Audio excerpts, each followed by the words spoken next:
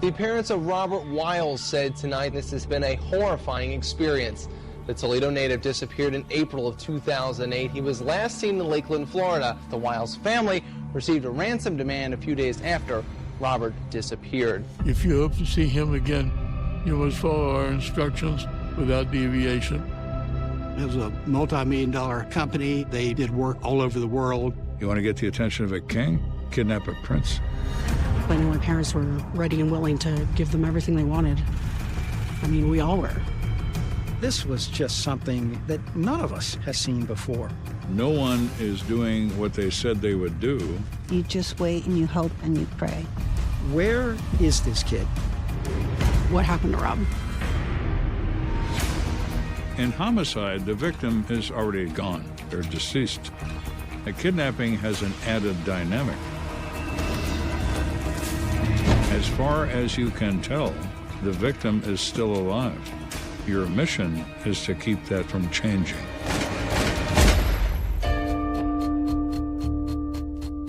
I spent my career closing murder cases. But I'm not the only one who answered the call. It takes a rare breed to solve the unsolvable, to catch a ruthless killer, to find justice for the dead. That's what it takes to be an American detective.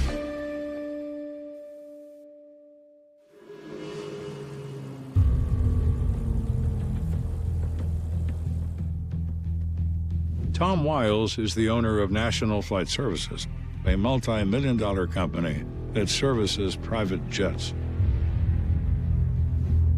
Tom checks his email. When he sees this email, it's titled Robert, and he thinks that's quite odd. He has a son named Robert. He's 26 years old. So he reads it, and it opens with, "We have Robert." If you hope to see him again, you must follow our instructions without deviation. I was scared. They demand he pays $750,000 for the safe return of Robert, and he has to do so within 5 days.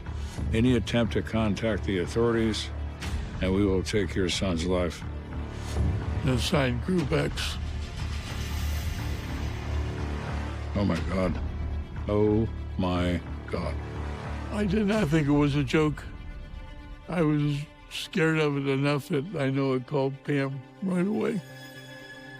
And he said, somebody took Robert. I was like, what? It's like this wave just comes over your whole body and just takes your energy just out of you. I didn't know if we were going to get Robert back. The uncertainty is it's horrifying. Almost every ransom note ever written contains the phrase, "Do not contact the authorities." The reality is, if you receive such a communication, call the police.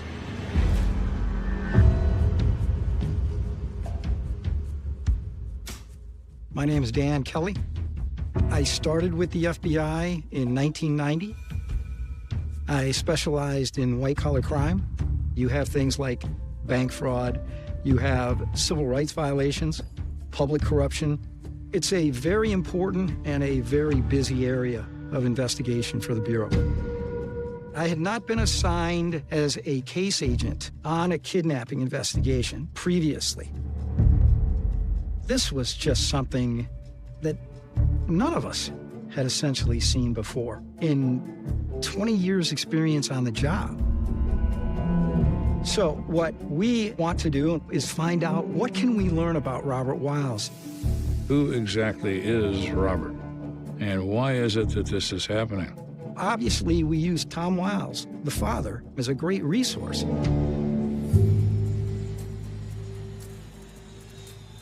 Tom is the owner and CEO of National Flight Services. They serviced private aircraft and mostly engine repair. That's where the money was. But they would also do upholstery, painting, whatever the aircraft needed. It was a multi-million-dollar company, and They did work all over the world and traveled all over the world. So the kidnappers also know that Robert is the son of a wealthy family. You want to get the attention of a king? Kidnap a prince. Right across from me is my father, Tom Wiles. Tom Wiles tells the FBI that Robert is employed by him. They operate in different locations and different cities, but they talk on the phone all the time. Tom worked out of Toledo, Ohio. Robert was at National Flight Services in Lakeland, Florida. Robert was Tom's only son. I mean, obviously he was going to be the heir apparent to National Flight Services, but Tom wanted him to learn the business from the ground up. I wanted Robert to really learn all the aspects of a company, what the company did and what customers wanted us to do, and Robert was very good at that. When Robert was assigned to go to Lakeland, Florida, he was promoted to the position of Business Development Manager.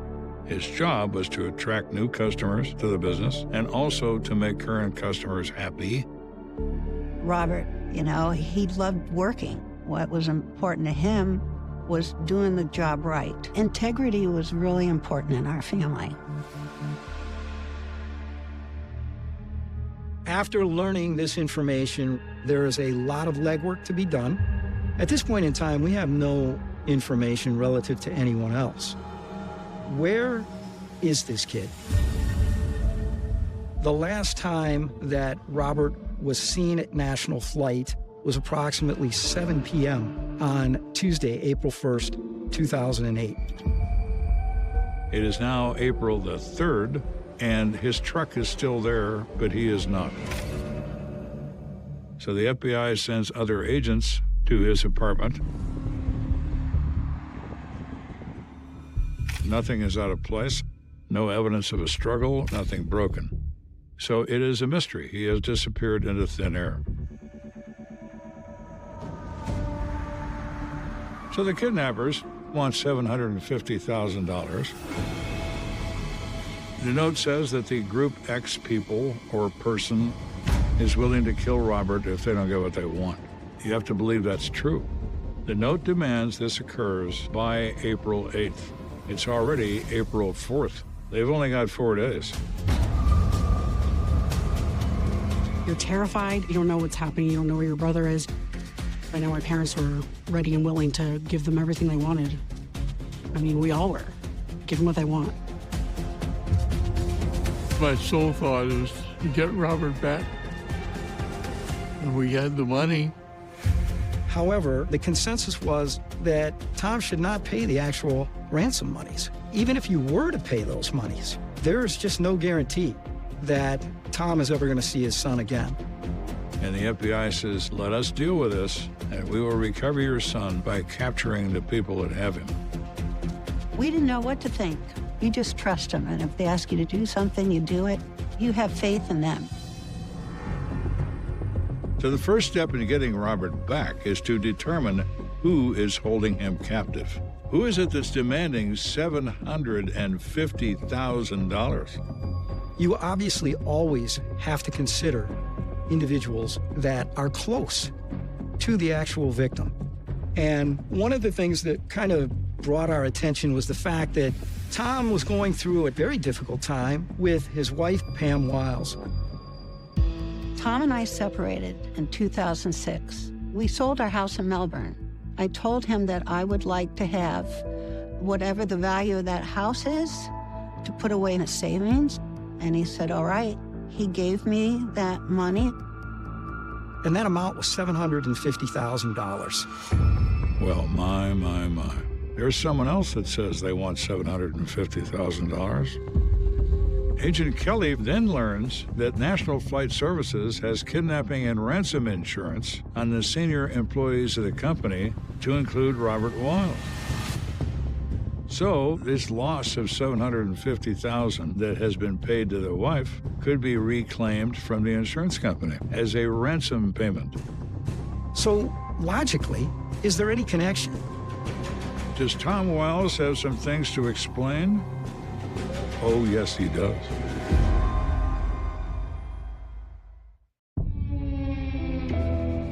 The FBI is deeply into the case of the disappearance of Robert Wiles.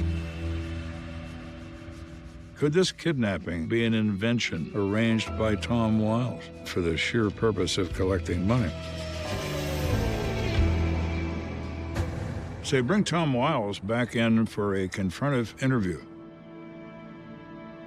Tom Wiles gave all appearances of genuine grief and agony over the fact that his son was missing.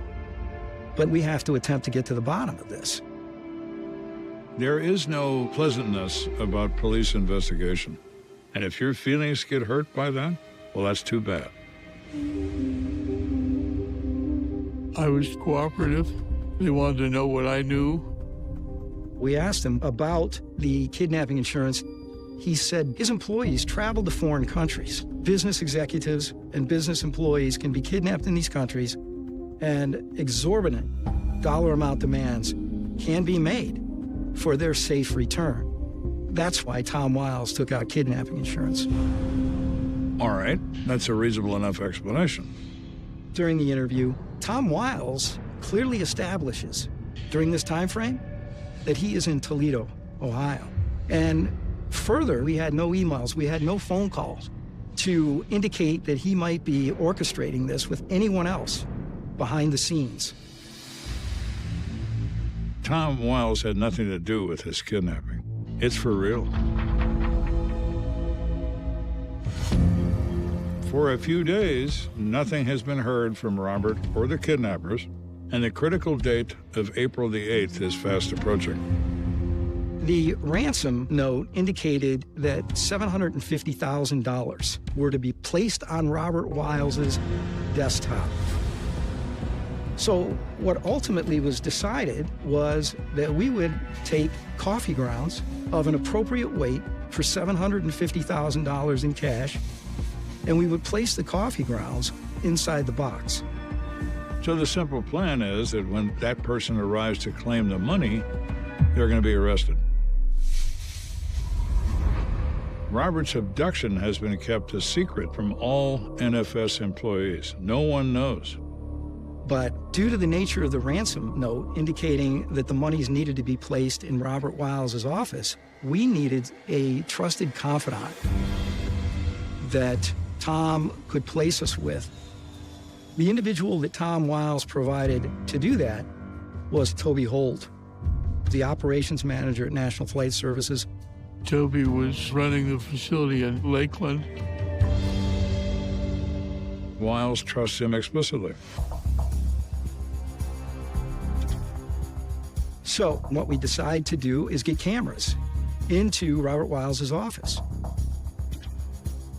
We have to set up a VHS tape recorder, and where do we set that? Right next door. Toby Holt's office has the VHS recorder. The day of the money drop finally arrives. An FBI agent takes the box, casually goes into Robert's office, sets it on the desk, and closes the door. Returns to Toby's office, and he and the FBI arrest team watch and wait.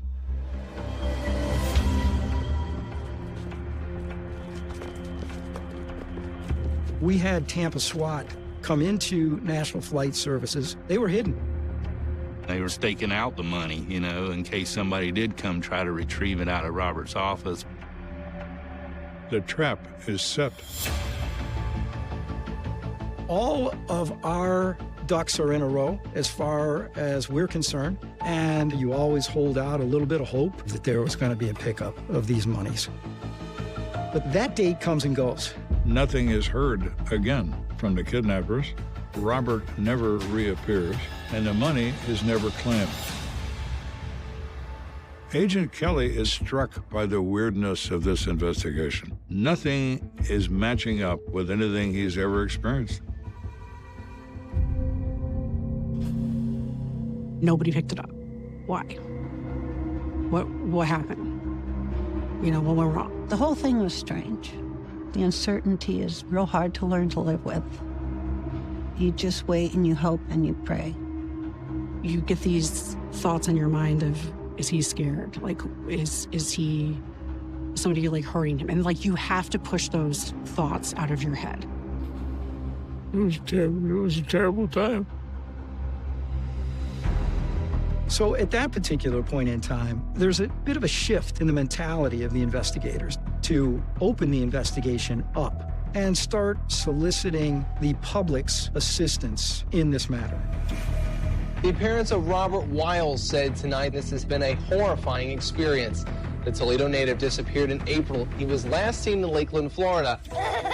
You gonna throw them all back in? Yeah. Robert was born in 1980. He was a happy kid. He went to Florida Air Academy for high school, and then he went on to Bowling Green University, and he was in the ROTC program for the Air Force. And he did great. Robert and I did a lot of fishing together.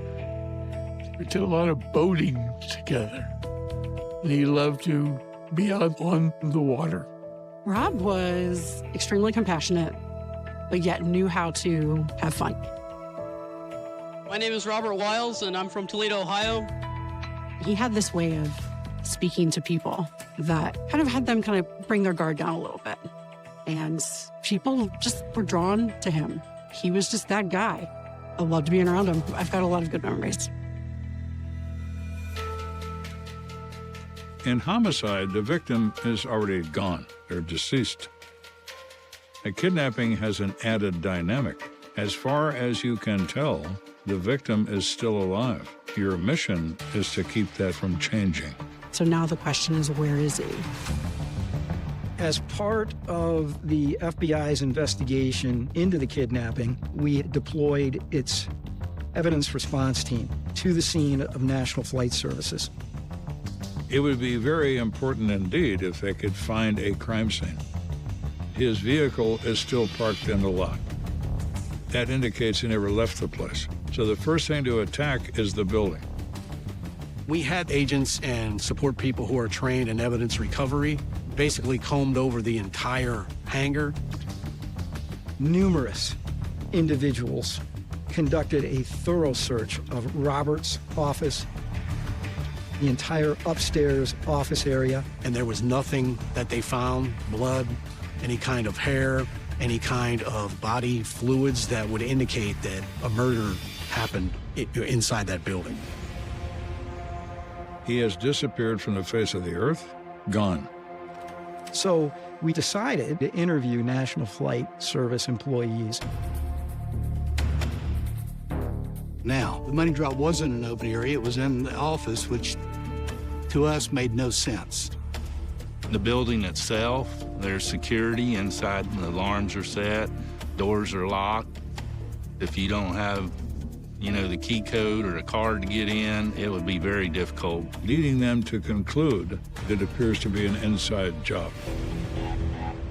But criminal background checks are run on all of these National Flight employees, and these records are clean. So there's really nothing that is gained to solve this case from the interviews of the National Flight employees. The investigation is starting to get very cold. No further contact from the perpetrators. Robert remains in the cosmos, and no evidence can be found connecting any particular person to the crime. And then finally, they get a break. A man who does business with National Flight Services comes forward and says he has a tip about a possible suspect. An individual by the name of Steve Lindsay was brought to our attention. Steve Lindsay was a mechanic that worked at National Flight Services for a while. We found there was a history with Steve Lindsay and Tom Wiles. The FBI learned there was a comment made that Steve Lindsay, if he had the opportunity, would break a wooden chair over Tom Wiles' back, gather up these splinters, and basically shoot Tom Wiles with the breech-loaded splinters. Now, that's a pretty good line. Did he mean it? We need to find out. FBI agents have been made aware of a former employee named Steve Lindsay, who had been making threats against Tom Wiles, Robert's father. That is serious, and it's serious enough for the FBI to take a look at and do a thorough examination of Steve Lindsay.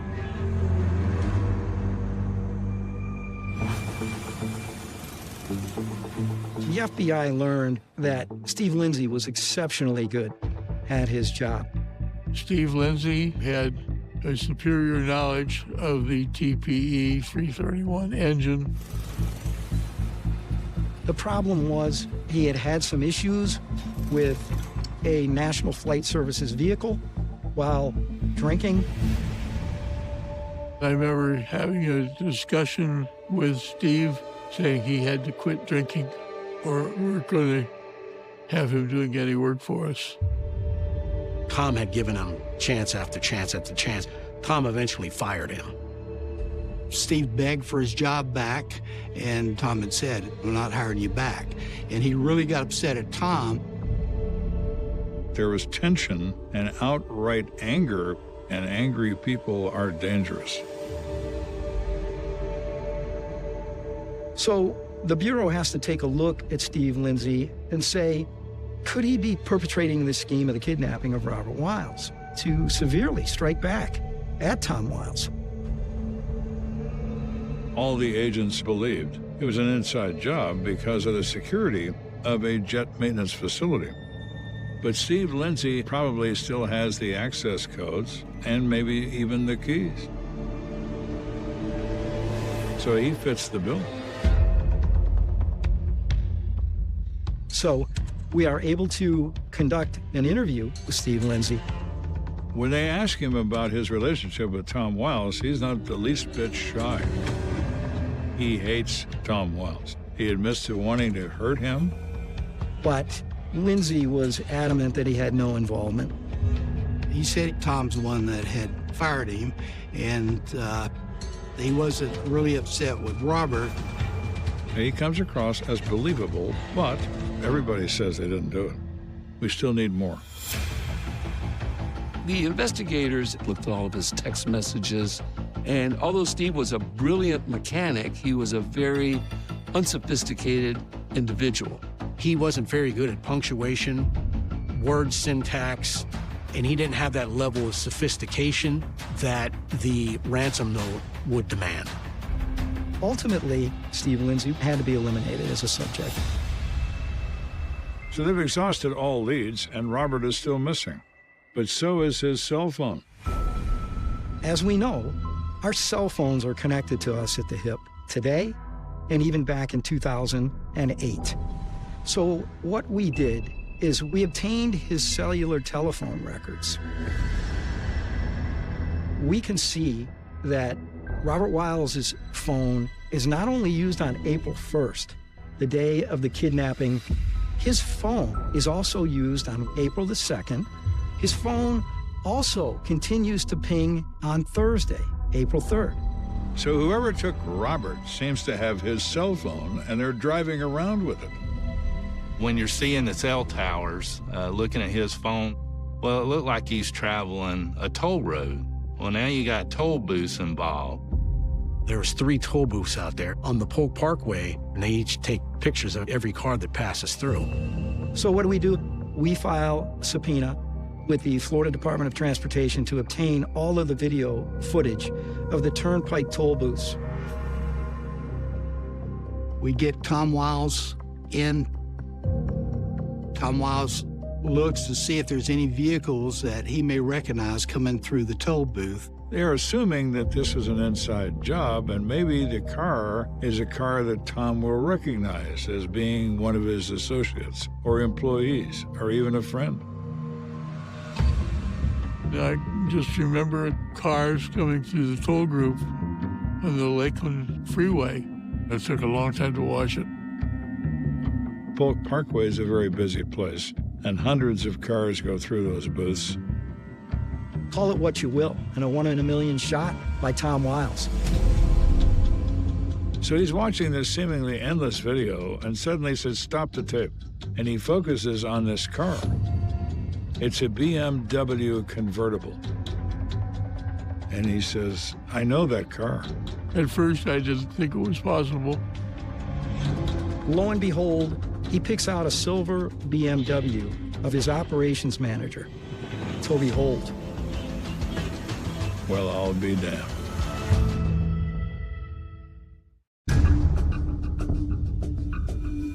Tom Wiles has identified Toby Holt's car passing through a toll booth on the Polk Parkway at the same time that Robert Wiles' cell phone is pinging off a tower at that location.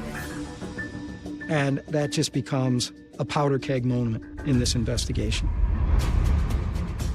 Ironically, who does Tom Wiles supply us as a trusted confidant? Toby Holt, the operations manager at National Flight Services. When things start to come together and the pieces of the puzzle start to fit, you can feel it. After that, I had come to the conclusion that Toby was a snake. Not only did he move from witness to subject, he became a target in this investigation. So now we are getting a subpoena for the cellular telephone records of Toby Holt. We compare it to the cell records of the victim, Robert Wiles, and we see an exact same route that these two phones are traveling on Thursday, April 3rd, 2008. 2 days after he disappeared. That is a damning piece of evidence. His bones tell him Holt's the guy. I place a phone call to Toby Holt, and I ask Toby if he can come to our office for additional interview. Readily agrees. So they start by asking Toby his whereabouts on the day that Robert disappeared. Toby Holt advises us on Tuesday, April the 1st. He sees Robert between 6 and 6:30 p.m. He leaves National Flight Services and tells us that he's going to Hooters on South Florida Avenue in Lakeland. It's a frequent watering hole for him. After that, he said he was checked into a hotel. He was meeting with a mistress. And then Agent Kelly hits him with the evidence. The photographs of Toby on the Polk Parkway, they were placed in front of him. He looked at the photographs and readily admitted, that's me. That's my vehicle. Okay, great. So now I pull out the overlay maps that show the cellular routes of Robert Wiles' phone and Toby Holt's phone. I push them towards Toby Holt and I ask him, can you offer us an explanation? Toby says Robert's phone must have been in somebody else's car. The real kidnapper was trying to frame him and therefore was following him in his own car. I had an immediate response for that. I said, Toby, we sent teams of people to interview every driver 5 minutes in front of you and 5 minutes behind you. All of the individuals interviewed did not know Tom Wiles, did not know Robert Wiles. Once he learns that information, his face from the shoulder blades up to the top of his head turned flush red. And Toby shakes his head. I don't have an explanation for you, guys. I'll tell you this. I watch a lot of crime shows. I know law enforcement can trace cellular records. Why would I do something like this?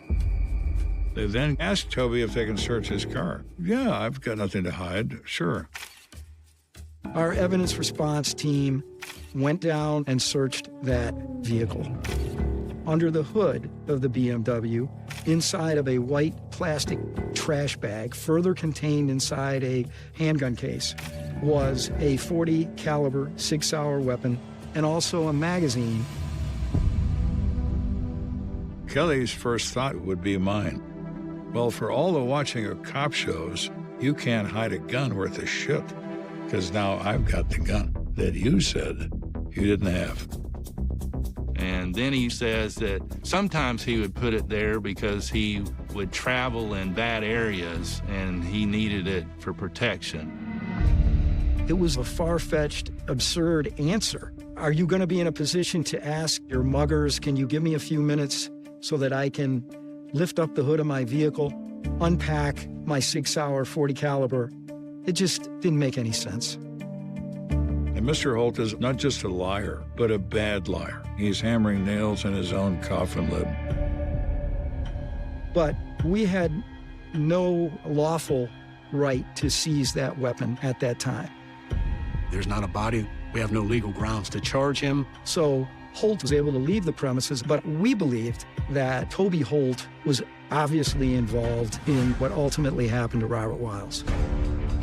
Everything about Toby Holt says he's a lying son of a bitch. They now need to set about proving it. There's a lot of legwork that goes into disproving his alibi of April 1st, 2008. We send agents to Hooters. Hooters had video where you could see the entrance and exit doors, and we watched video before and after the time frames and never saw Toby go in or out. They then go to the hotel where he says he booked a room for he and a mistress, and there he is on the cameras, checking in, going upstairs to the room. Within 2 minutes, he drops a bag in the room, comes back out, and he leaves. He leaves the Swan Hotel around 9:15. He doesn't come back till close to midnight. That's an appreciable amount of time where he could be doing something else. So where is he? Where did he go? So we went back to the cellular telephone records. There was so much more information in those cellular telephone records. For instance, there was a 411 directory call at 8:41 p.m. on Tuesday, April 1st, the day of Robert's disappearance. So one of the detectives responds to 411 headquarters and says, do you keep records of these calls? Oh, yeah, of course we do. So they line up Holt's number. And they said, all right, this call was forwarded to the Home Depot on South Florida Avenue in Lakeland. Why do you need a Home Depot at 8:50 at night when you're supposed to be in a hotel room that you're not in? So we went to Home Depot and asked them for video. And of course, businesses will overwrite their surveillance. So we asked them, give me all the transactions that came through from 10 minutes to 9 till you closed. And there were 2 receipts, both were cash purchases. We see a purchase of 4 to 5 feet of Husky black plastic vinyl sheeting and 2 rolls of duct tape. The kind of supplies you would need if you want to dispose of a body. We took all of that information and we came to the investigative conclusion that Toby Holt was the murderer in this matter. There was no kidnapping. There was 2 days of consideration. How do I cover up a murder? So now we have a shift, a big shift in this investigation. The problem was that this is a nobody case. We have no witnesses. We have no weapon, a knife, a gun. It is a very difficult case. What the task force needs now is an aggressive prosecutor, and they know just the guy. I thought he was guilty as hell. There was no question in my mind about that. I'm like, yeah, that's what we want to hear, you know, let's roll. So finally, all the work is paid off. But they have a problem. They go to arrest him, and he's not there. We learned that he actually was in the country of Colombia at the time. Toby was on a business trip working for a company out of the east coast of Florida. The initial feeling was, I hope he doesn't stay there. You know, it's going to be a heck of a time trying to get him extradited back to the United States. Colombia is not known for their cooperation for extraditions. This is potentially an enormous problem. Holt is in Colombia on business, and the task force is worried they may not be able to force him back to the Colombian government. It's a thought that crosses your mind, obviously. But then we found out that he was on the flight back to Orlando.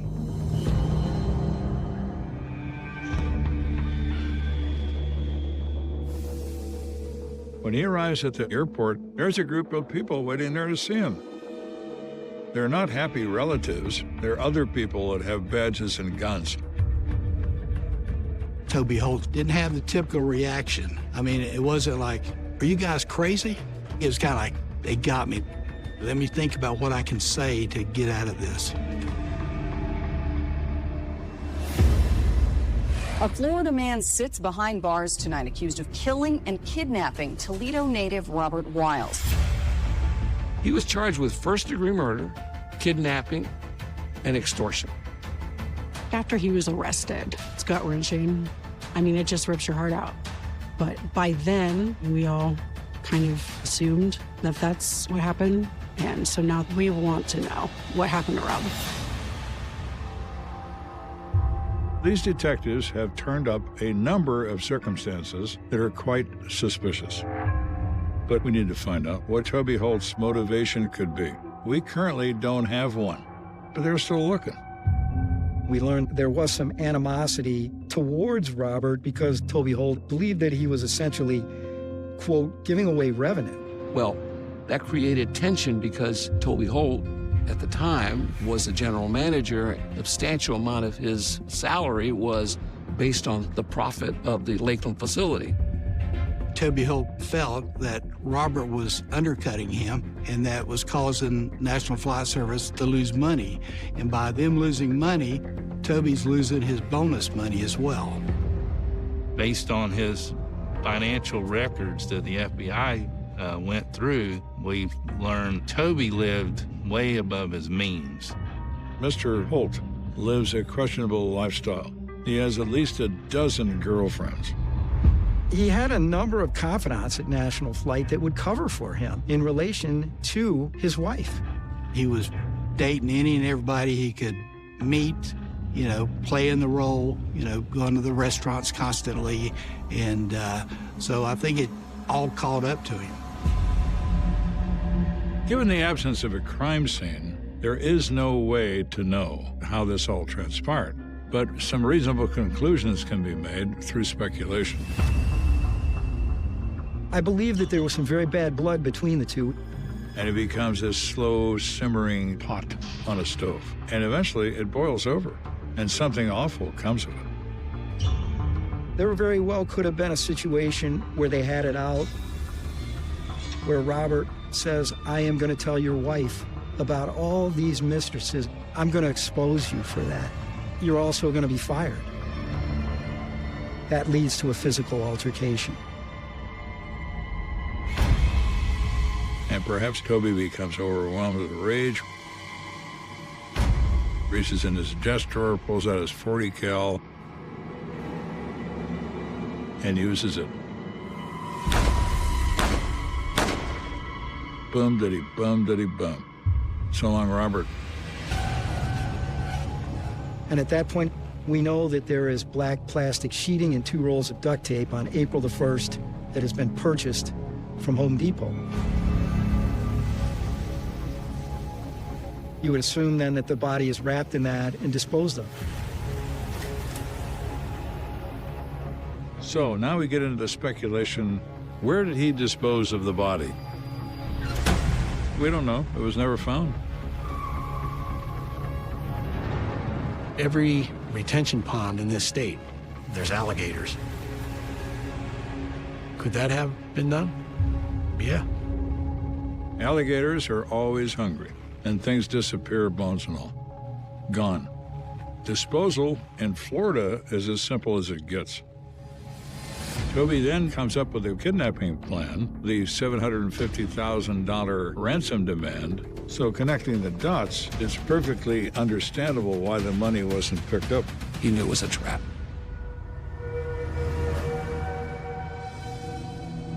Ultimately, the case matter went to trial in 2012, approximately a 3-week trial.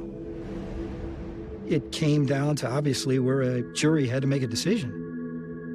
The verdict was guilty of manslaughter and guilty of extortion. And he's not guilty of kidnapping because there was no kidnapping. It was manslaughter because I had too many unanswered questions. But he did something. He did something. And he needs to be accountable for that something that he did.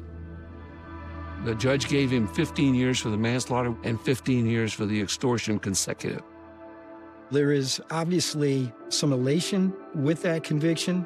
However, on the flip side, you have the victims in this, and you have to feel for them. They have to put their head on a pillow every single night and know that their son isn't coming back. I don't think there's ever going to be any type of peace that you find. You just learn to live your life and move along each day. But, you know, the people who knew Robert, love Robert, they're not going to forget about Robert. Right across from me is my father, Tom Wiles. He was a good man.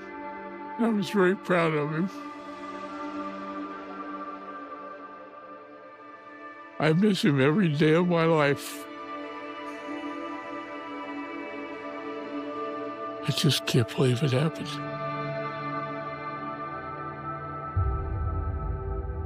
The torture it's done to the family. They have no body to bury. They have no degree of closure whatsoever. Justice is neither cruel nor kind. It is merely indifferent. On the next American Detective. I've been talking to this woman online. His life was falling apart, but she was putting it back together. Did they know where the money was going to? Unfortunately, 3 innocent people had to pay the price. Who did this to your family? I don't know.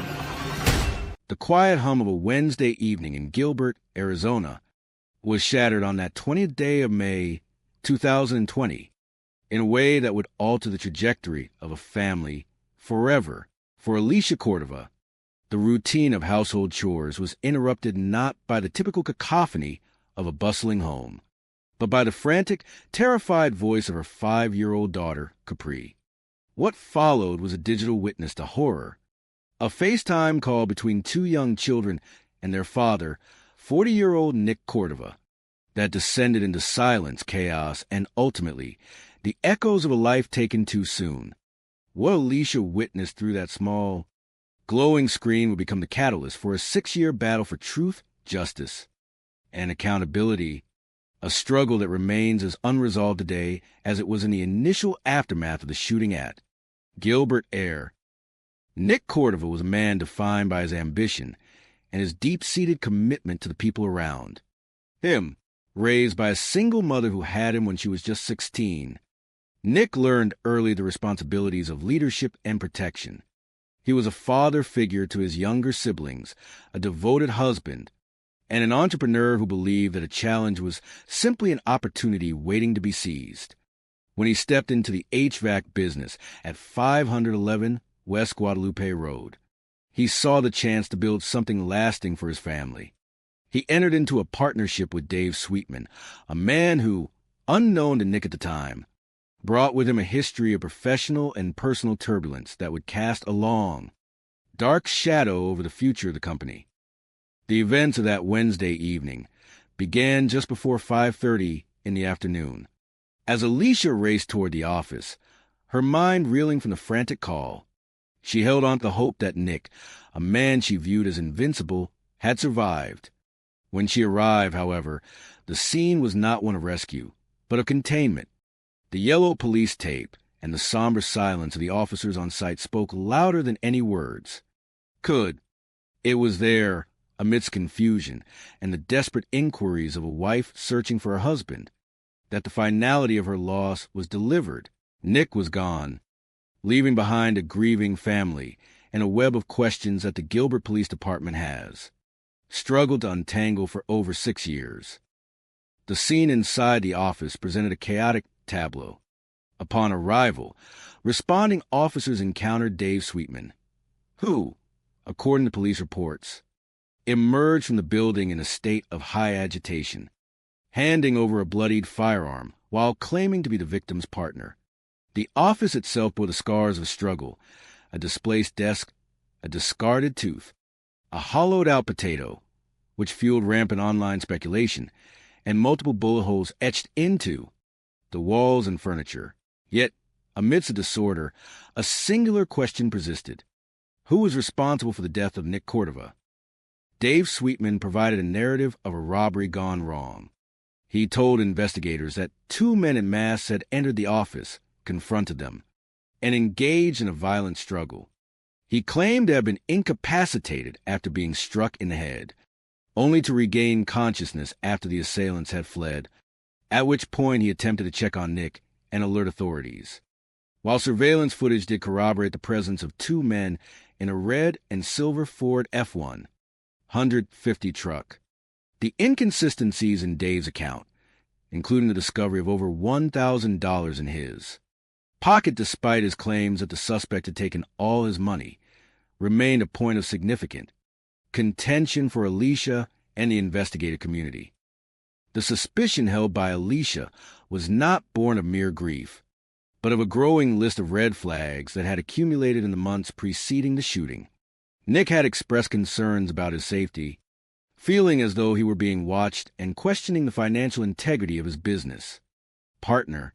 The revelation that life insurance policies had been taken out against each other, a move Dave had allegedly pushed for, added a chilling layer of motive that transformed a business tragedy into a potential criminal conspiracy. Despite Alicia's persistent efforts to bring these concerns to the forefront, the investigation seemed to stall, leaving her to navigate the legal and emotional aftermath on her own. For years, the case of Nick Cordova has been marked by a revolving door of detectives, redactions in official documents, and a persistent lack of transparency that has deepened the frustration of those left behind. The promise of justice often felt like a mirage, with progress reports and PowerPoint presentations serving as temporary comfort before being, followed by silence or organizational changes that reset the momentum. The struggle to obtain records and the ongoing allegations regarding the handling of police documentation in Gilbert have created an environment of skepticism, where families like the Cordovas find themselves fighting not only for their loved ones, but for the integrity of the process itself. In 25, a turning point occurred when Alicia was finally granted the opportunity to view the surveillance footage that had been central to the investigation. The experience was agonizing, a visual confirmation of the trauma she had been processing since 2020. Watching the moments leading up to the shooting, she noted details that had not been highlighted in previous reports: the calculated movements of her husband's partner, the deliberate nature of the intrusion, and the tragic finality of the act itself. This viewing did not bring closure. Instead, it reignited her resolve to see the case move forward and to ensure that the truth of what happened that evening is fully brought to light. The legacy of Nick Cordova is one of resilience and enduring bond that has transcended his untimely passing. His family, supported by an army of individuals who have followed the search for justice, refuses to let his story fade into the archive of unsolved cases. They continue to call for answers, for transparency, and for a comprehensive investigation that does not shy away from the difficult questions surrounding the financial and professional circumstances leading up to that fatal Wednesday. The commitment to keeping his name alive is a testament to the character of the man. He was a provider, a protector, and a loved father whose impact continues to be felt in every step toward justice. As the years continue to pass, the call for information remains vital. The community is urged to come forward if they possess any details regarding the events of May 20, 2020, in Gilbert, Arizona. The Gilbert Police Department and Silent Witness serve as the conduits for this essential, truth-seeking process, with the hope that the reward for information and the unyielding efforts of those closest to Nick will eventually lead to the identification of those responsible. The quest for justice is not merely an attempt to punish the guilty. It is a fundamental act of healing and an affirmation that even in the face of immense tragedy, the truth has a way of finding its voice. The story of Nick Cordova is not just a case file. It is the story of a life interrupted and the unwavering love of those who carry his memory. It serves as a reminder of the fragility of existence and the strength required to stand against a silence that often follows senseless violence. For Alicia and her children, The path forward is paved with the hope that the system will eventually honor the life that was lost, by ensuring that accountability is not just a hope, but a reality. Until that day, the search continues, fueled by the same spirit of determination that defined Nick's life, promising that the search for justice for Nick Cordova will not end until the full truth is revealed. The following report chronicles the events surrounding the untimely death of Dr. Laura Sweetman, a story that has remained shrouded in silence and unresolved questions for over 12 years. This narrative is constructed from official records, investigative reporting, and the shared experiences of those who knew a woman described as a devoted mother, a compassionate pediatric neurologist, and a vibrant soul whose life was cut short in Gilbert, Arizona. As we delve into the details of the investigation, we do so with a commitment to clarity, seeking to honor the memory of a professional whose life was defined by her service to the most vulnerable among us in the spirit of community that continues to seek answers in the face of institutional opacity. The story of Laura Sweetman begins with a portrait of achievement and the high expectations of the American dream, raised in California. Laura was a dedicated student and athlete who eventually pursued a rigorous path in medicine. Specializing in pediatric neurology, her professional life at Phoenix Children's Hospital was marked by a deep commitment to her young patients, even as her personal life became increasingly marked by turbulence. She was married to Dave Sweetman, a local businessman, and together they were raising 3 sons. To the outside world, they were a standard family, yet behind closed doors, those close to Laura recount a different reality. Friends have described a marriage defined by emotional and mental strain, where Laura often felt diminished. By the spring of 2013, the pressures of that relationship reached a breaking point when Laura discovered that her husband had been leading an undisclosed life, including a separate family. In April of 2013, Laura took decisive steps to end her marriage, planning a separation that she hoped would secure a safer future for herself and her children. During a heated altercation that same month, Laura sought refuge and assistance, reporting to local law enforcement that she had been held against her will and threatened. While that incident led to an order of protection and a temporary separation, the subsequent months were filled with the anxieties common to high-conflict domestic transitions. Laura juggled her demanding medical career, the complexities of managing student loan debt, and the persistent fear that she was being monitored. By November of 2013, a neighbor noted a suspicious vehicle parked near Laura's home, a detail documented in neighborhood reports but never fully integrated into the broader investigative narrative of her case. On the morning of December 9th, 2013, the silence of Laura's home was shattered when a friend went to check on her after she failed to arrive for her scheduled shifts at the hospital. She was discovered unresponsive in her bathtub. The scene was noted as containing anomalous details, including a child's safety gate displaced from its usual position at the base of the stairs and a rear door found unlocked, departing from Laura's standard evening security rituals. First responders documented her condition, noting she was beyond resuscitation. Despite the presence of physical trauma in the form of bruising and contusions, the subsequent official inquiry struggled to provide a definitive cause or manner of death. The official ruling remained undetermined, a classification that effectively halted active investigative efforts. Just 10 months later, the path of the investigation into Laura's death is complicated by the involvement of individuals with controversial professional histories. Dr. Mark Shelley, the medical examiner who performed the autopsy, had previously been subject to disciplinary actions in another jurisdiction regarding the handling of sensitive evidence. Similarly, the laboratory director involved in the toxicology screening had a past conviction for the theft of evidence from a crime lab. These revelations have led many in Laura's circle, and those reviewing the case today, to question the integrity and thoroughness of the original findings. The toxicology report was clean, yielding no evidence of substances that could explain her passing. Yet questions persist regarding why certain tests were omitted or why specific medical history was attributed to her in records that appear to contradict anatomical findings. In the years that followed, the absence of proactive police investigation created a vacuum often filled by speculation. Many who knew Laura remained fixated on her former husband, Dave, pointing to the history of domestic discord and the lack of clarity surrounding his whereabouts during the window of her death. Yet, the investigation failed to explore other potential avenues, including the men with whom Laura had been in contact in the weeks preceding her passing.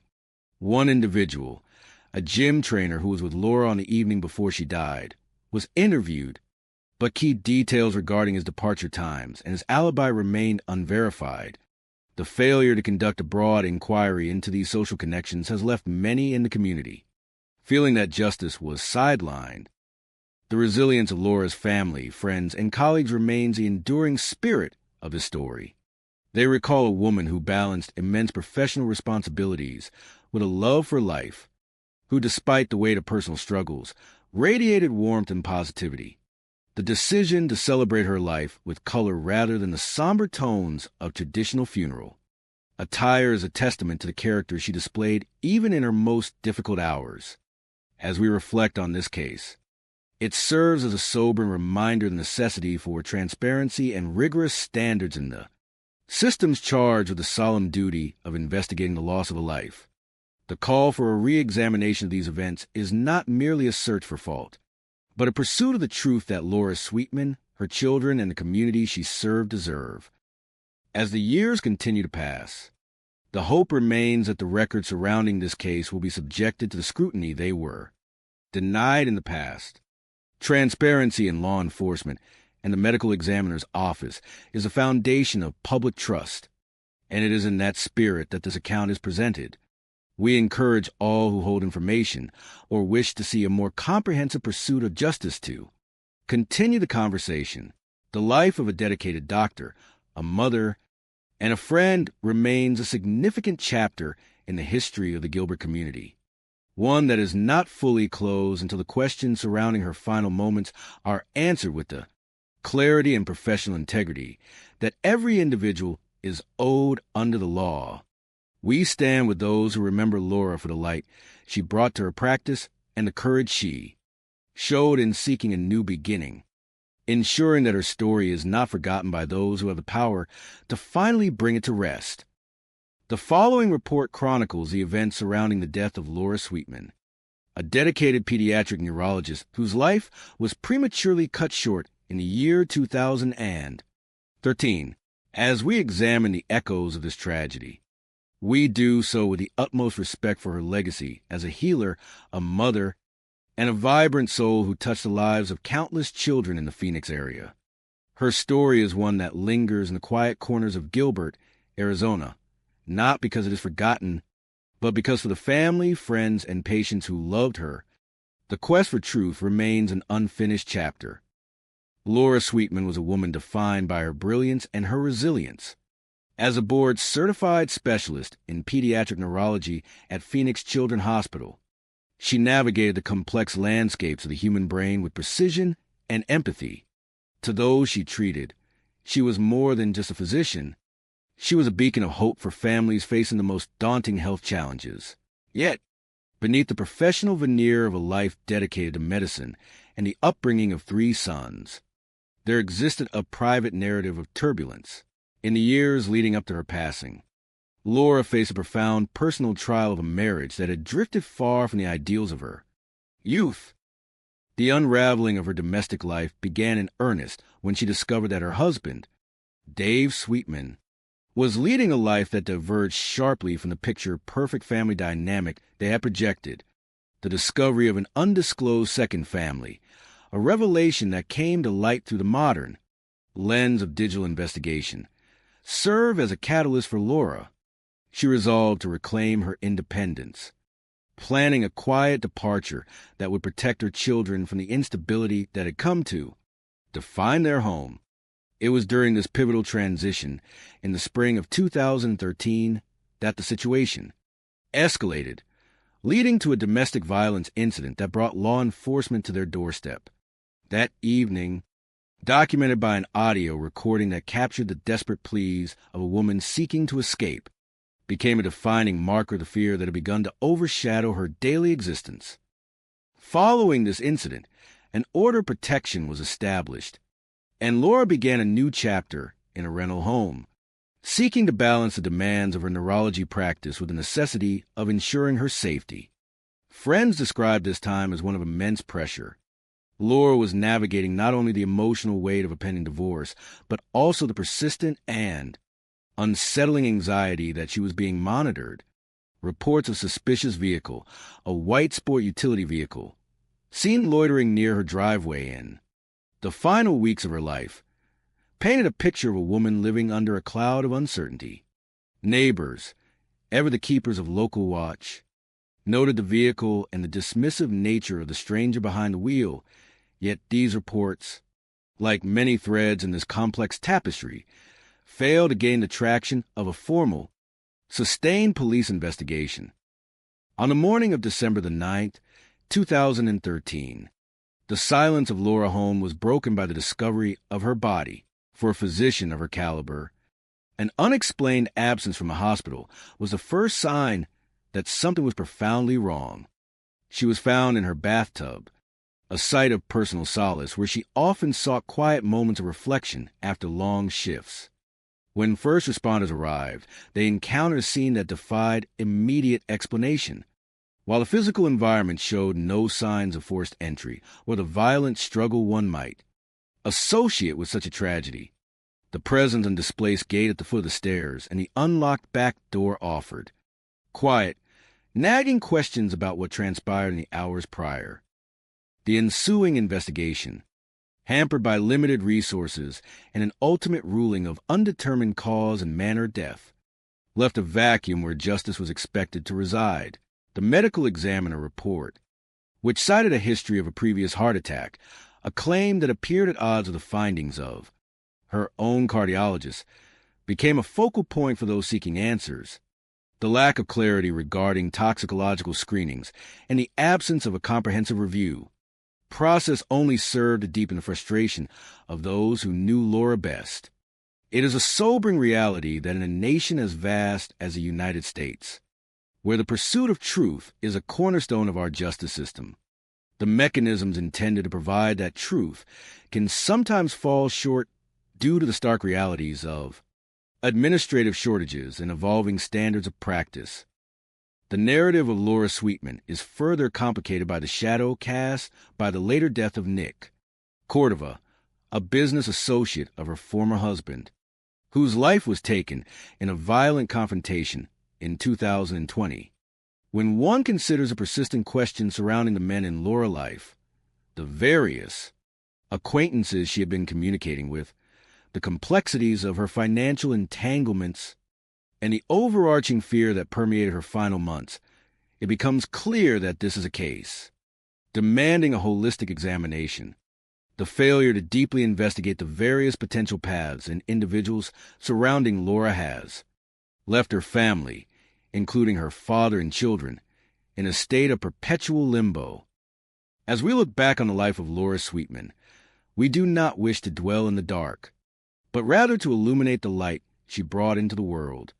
She was a woman who believed in the beauty of life, who taught her sons the value of hard work, and who served her community with grace. The spirit of the American heartland is one of collective responsibility, where we look out for one another and demand that the systems meant to protect us remain robust and accountable. For Laura, the quest is not one of vengeance, but of resolution. In the spirit of community, we honor her by refusing to let her memory fade into the cold archives of inactive files. We invite those who cherish the truth to reflect on her journey, to recognize the fragility of life, and to appreciate the profound importance of professional integrity in every facet of our public institutions. Laura Sweetman deserves to be remembered not as a mystery, but as a person whose voice, though silenced, continues to speak to the necessity of vigilance and the enduring power of empathy. Though the years have passed, The echoes of her story remain a reminder of our collective duty to ensure that for every life that has touched ours, there's an honest, dedicated, and thorough pursuit of truth. May her legacy continue to inspire those who strive for justice. And may her family find the peace that comes only with the clarity they have sought for so long. The disappearance of Melissa Casillas remains a haunting enigma, a case that defies simple categorization and continues to divide those closest to her. On the afternoon of Thursday, June 26, 2025, the life of 42-year-old Melissa Casillas, an administrative assistant at Los Alamos National Laboratory, fractured into uncertainty.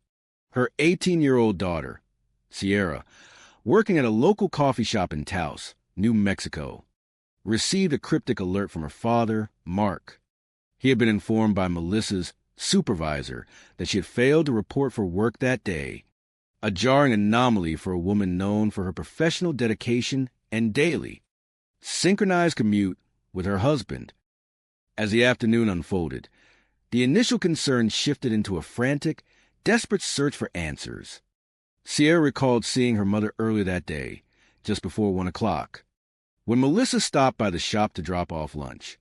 Yet, when Sierra attempted to reach her mother via phone, the blue-colored text bubble, the universal signal of a failed delivery on an iPhone, signaled something was gravely wrong.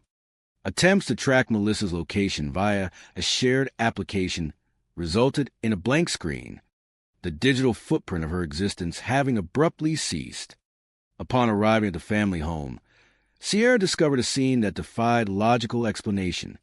Melissa's car was in the driveway, her keys and work badge were resting on the kitchen table, and both of her personal cell phones were found wiped clean, reset to factory settings, as if she were preparing to discard her digital identity entirely. The investigation into Melissa's vanishing became a collision of competing narratives. On one side stood Mark and his daughters, who pointed toward the immense financial pressures mounting against the couple, including garnished wages and suspended security clearances at the lab, as the catalyst for her decision to simply walk away. They argued that the stress had reached a breaking point, suggesting that Melissa, overwhelmed and perhaps seeking a new beginning, chose to sever ties with her former life. Conversely, the family of her birth, the Mondragons, remained steadfast in their belief that Melissa, a devoted mother and a woman deeply embedded in her community, would never have abandoned her daughter voluntarily. They pointed toward the suspicious nature of the evidence, including the lack of a note, the presence of unexplained tire tracks in the driveway, and what they perceived as a disturbing, dismissive attitude from Mark regarding the investigation. Adding to the complexity of this mystery was a sighting reported by a longtime acquaintance, Lloyd, who claimed to have seen a woman matching Melissa's description walking along Highway 500, 18 on the afternoon of her disappearance. While initial reports described the woman as staggering, later video surveillance footage retrieved by Mark and Sierra revealed a woman appearing to be Melissa walking alone with a backpack, moving with purposeful haste. This footage provided a visual confirmation that she had indeed left her home on her own 2 feet. Yet it raised more questions than it answered. Where she headed? Why the meticulous erasure of her digital history? And why did the investigation seem to stall, hampered by conflicting testimonies, rumors of abuse, and the tragic, lingering echoes of a previous, unrelated car accident involving Sierra's ex-boyfriend?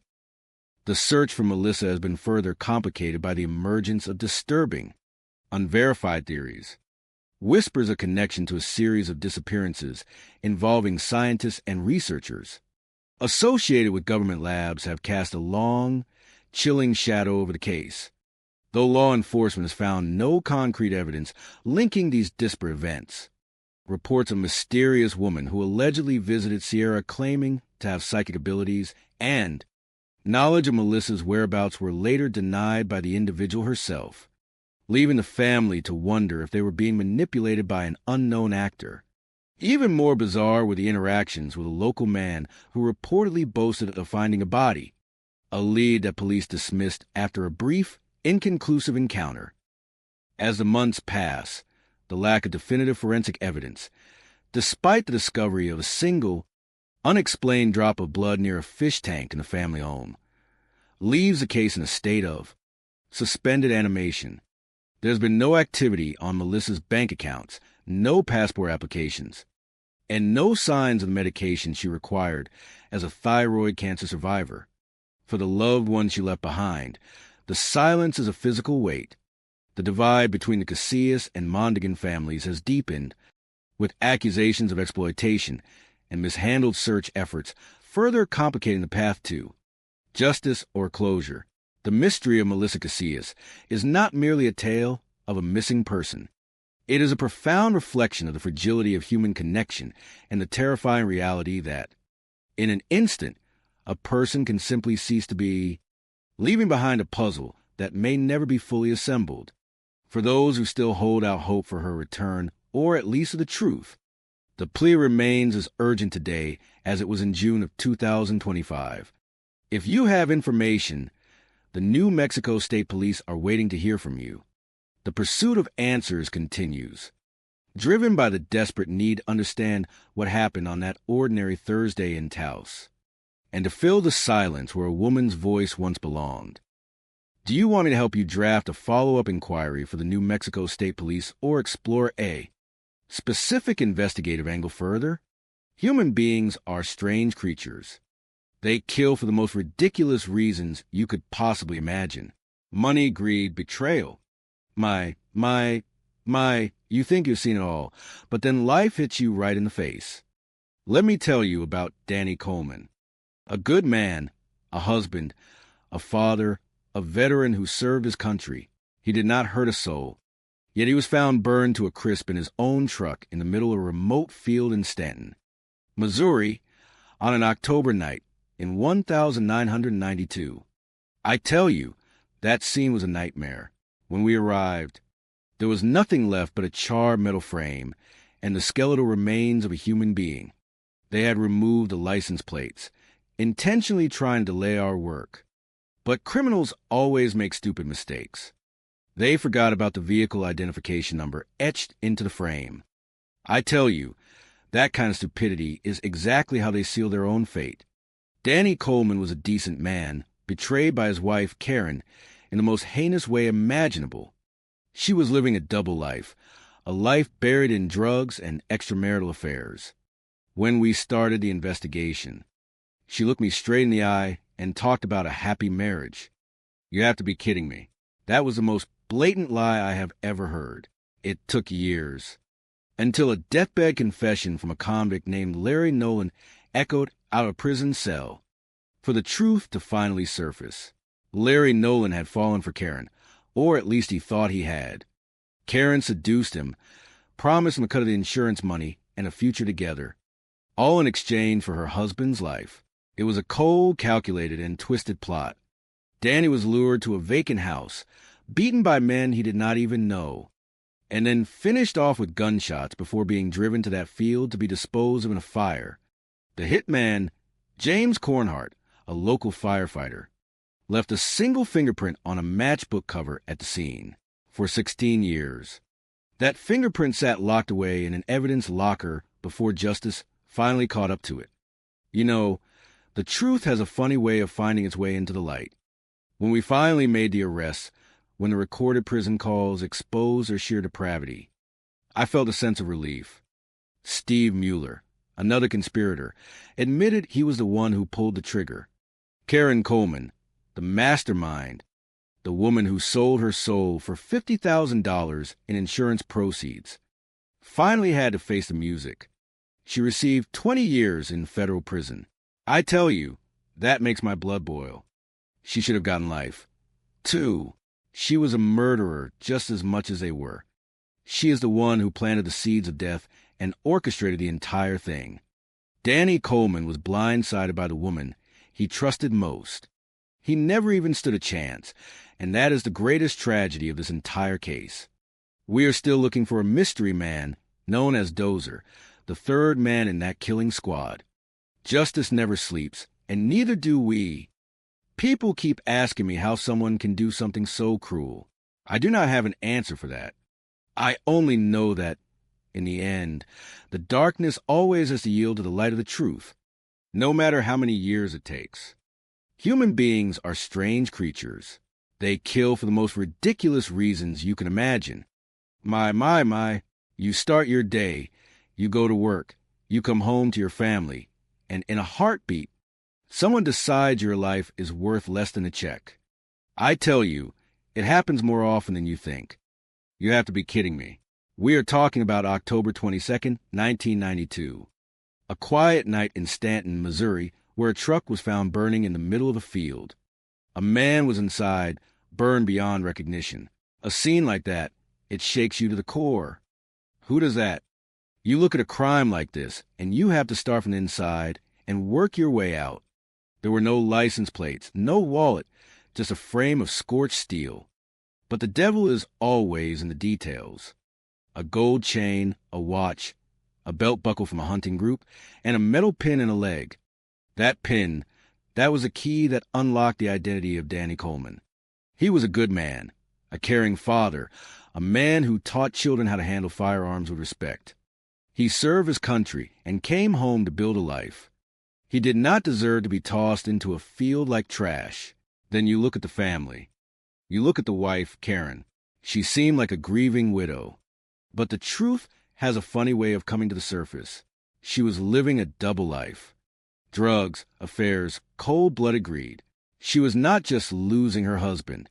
She was orchestrating his exit for $50,000 of insurance money.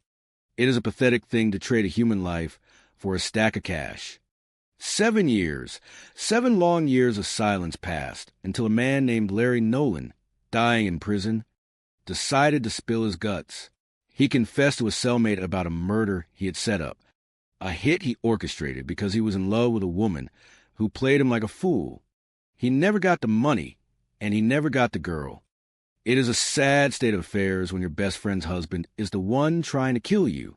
The investigators worked the phones, tracked the records, and found the fingerprints on a matchbook wrapper that had been sitting in an evidence locker for 16 years. 16 years. That is persistence. They found out that the hitmen, James Cornhart and Stephen Mueller, were just looking for a payday. They were cold. They were calculated. They lured a decent man into a trap and ended his life. They thought they got away with it. They thought the world had moved on. But there is no escaping the truth. When the jury found them guilty and sent them to prison for life, it was a moment of justice, even if it came late. As for Karen, the architect of this misery, she got 20 years for her cooperation. In my book, that is not enough. She was just as guilty as the men who pulled the trigger. She is the one who instilled in people that he should be killed. A man like Danny Coleman was an asset to this world, and he was totally blindsided by the one person who was supposed to protect him.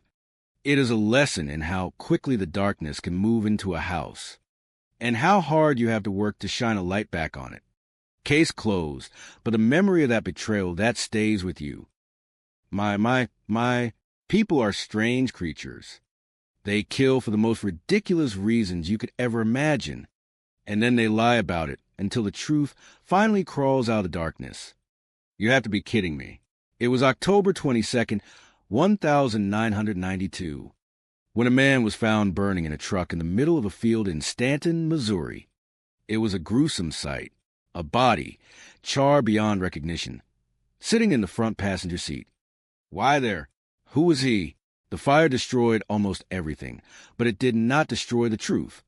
We found a metal pin in the victim's leg, a permanent reminder of a motorcycle accident from long ago that, along with a ring, a watch, and a belt buckle, pointed us straight to Danny Coleman. A good man, a family man, a man who deserved better than to be discarded like garbage. We started digging, and what we found was enough to turn your stomach. Danny was a straight shooter, a mechanic, an instructor, a guy who loved the outdoors. But his wife, Karen, that is a different story entirely. While Danny was living an honest life, Karen was living a double life. Infidelity, methamphetamine, a web of lies that would make a spider dizzy. We interviewed friends, we pushed, we pulled, but for years, we had nothing but a cold case. You have to be kidding me, right? A murder, a conspiracy, and nobody talking. It stayed that way until the walls of a prison started talking. In 1999, an inmate, Larry Nolan, dying of hepatitis, let it all out, a deathbed confession that blew the doors wide open. He was in love with Karen. She promised him money, marriage, anything he wanted just to get rid of her husband. She was a master manipulator. She used Larry, and Larry used James Cornhart, and James used Steve Mueller. It was conspiracy built on greed and jealousy. They lured Danny to a house, beat him, and shot him. I tell you, it was a cold, calculated hit. We found a fingerprint on a matchbox wrapper in the field, kept in cold storage for 16 years. 16 years, and it still told the tale. We got the recordings from the jail, where James Cornhart was stupid enough to talk about the murder weapon and the silencer over the phone. Steve Mueller eventually cracked, admitting he was the one who pulled the trigger. Karen, the one who pulled the strings, finally pleaded guilty to conspiracy. 20 years in prison. I tell you, I wanted life. She was just as guilty as the men who did the deed. She turned a man's life into a paycheck. It is a shame, a real shame. But at least the family got some closure. The truth has a way of finding its way to the surface, no matter how deep you bury it. Human beings are strange creatures, and I tell you, they kill for the most ridiculous reasons you can imagine, usually tied to that primitive, ugly cocktail of greed and jealousy. My, when you see a man burn in his own vehicle in the middle of a field, you are not looking at an accident. You're looking at a cold, calculated disposal of a human life. It was October 22nd, 1992, in Stanton, Missouri, a quiet stretch of farmland that usually only sees the passing of interstate traffic. But that night, the silence was shattered by a burning truck. A passerby spotted the flames, and the fire department arrived to find a body in the front passenger seat, badly charred. A gruesome sight that would turn into a labyrinth of lies. You have to be kidding me, right? They removed the license plates, thinking that would stop us, but they forgot about the vehicle identification number etched right into the frame. That brought us straight to Karen and Danny Coleman in St. Louis. Danny was a good man, a hard-working guy, a mechanical engineer who taught kids how to handle guns, an Army veteran with a metal rod in his leg from a motorcycle accident back in 1971. That pin in his leg, it was a key to identifying him because the fire had taken everything else. We looked at the family, as we always do, because the person closest to you is often the one holding the knife, or, in this case, the one pouring the gasoline. Karen, his wife of 19 years, played the part of the grieving widow, but the cracks were starting to show. You see, the thing about a double life is that it always demands a payment, and eventually the currency runs out. We had no suspects, no motive, just a dead man, and a wall of silence that lasted for 7 years, until the truth finally leaked from the only place it could, behind the cold iron bars of a prison cell. Larry Nolan, a convicted robber, dying of hepatitis in 1999, decided he wanted to clear his conscience. Or perhaps he just wanted to spite the woman who had used him. He confessed to his cellmate that he had been hired by Karen Coleman to kill her husband for the $50,000 in life insurance money. It was conspiracy, a twisted alliance of desperate people. Karen had been having an affair with Larry while he was locked up, seduced him, promised a marriage and money, and then used him to recruit James Cornhart, a local firefighter, who then brought in Stephen Mueller, and a mystery man they called Dozer. They lured Danny to a vacant house under the guise of talking about his wife's infidelity, beat him, and shot him, then drove his body to that field in Stanton to set it ablaze. I tell you, it is chilling to realize that a man who loved his family, who walked with a limp from his service to his country, was ended by the people who were supposed to be his life. They thought they got away with it. They thought the fire would consume the evidence. But a simple fingerprint on a cellophane wrapper from a matchbox and some recorded phone calls from jail brought their whole house of cards crashing down. James Kornhart and Stephen Mueller were sentenced to life in prison in 2010.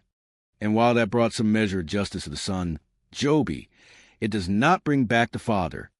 And Karen, that cold, calculating woman who orchestrated it all, she got 20 years. You know, I was disappointed in that, because she was just as guilty as the ones who pulled the trigger. She turned a life, a real human life, into a payday, and that is a level of darkness that I have seen too often in this job.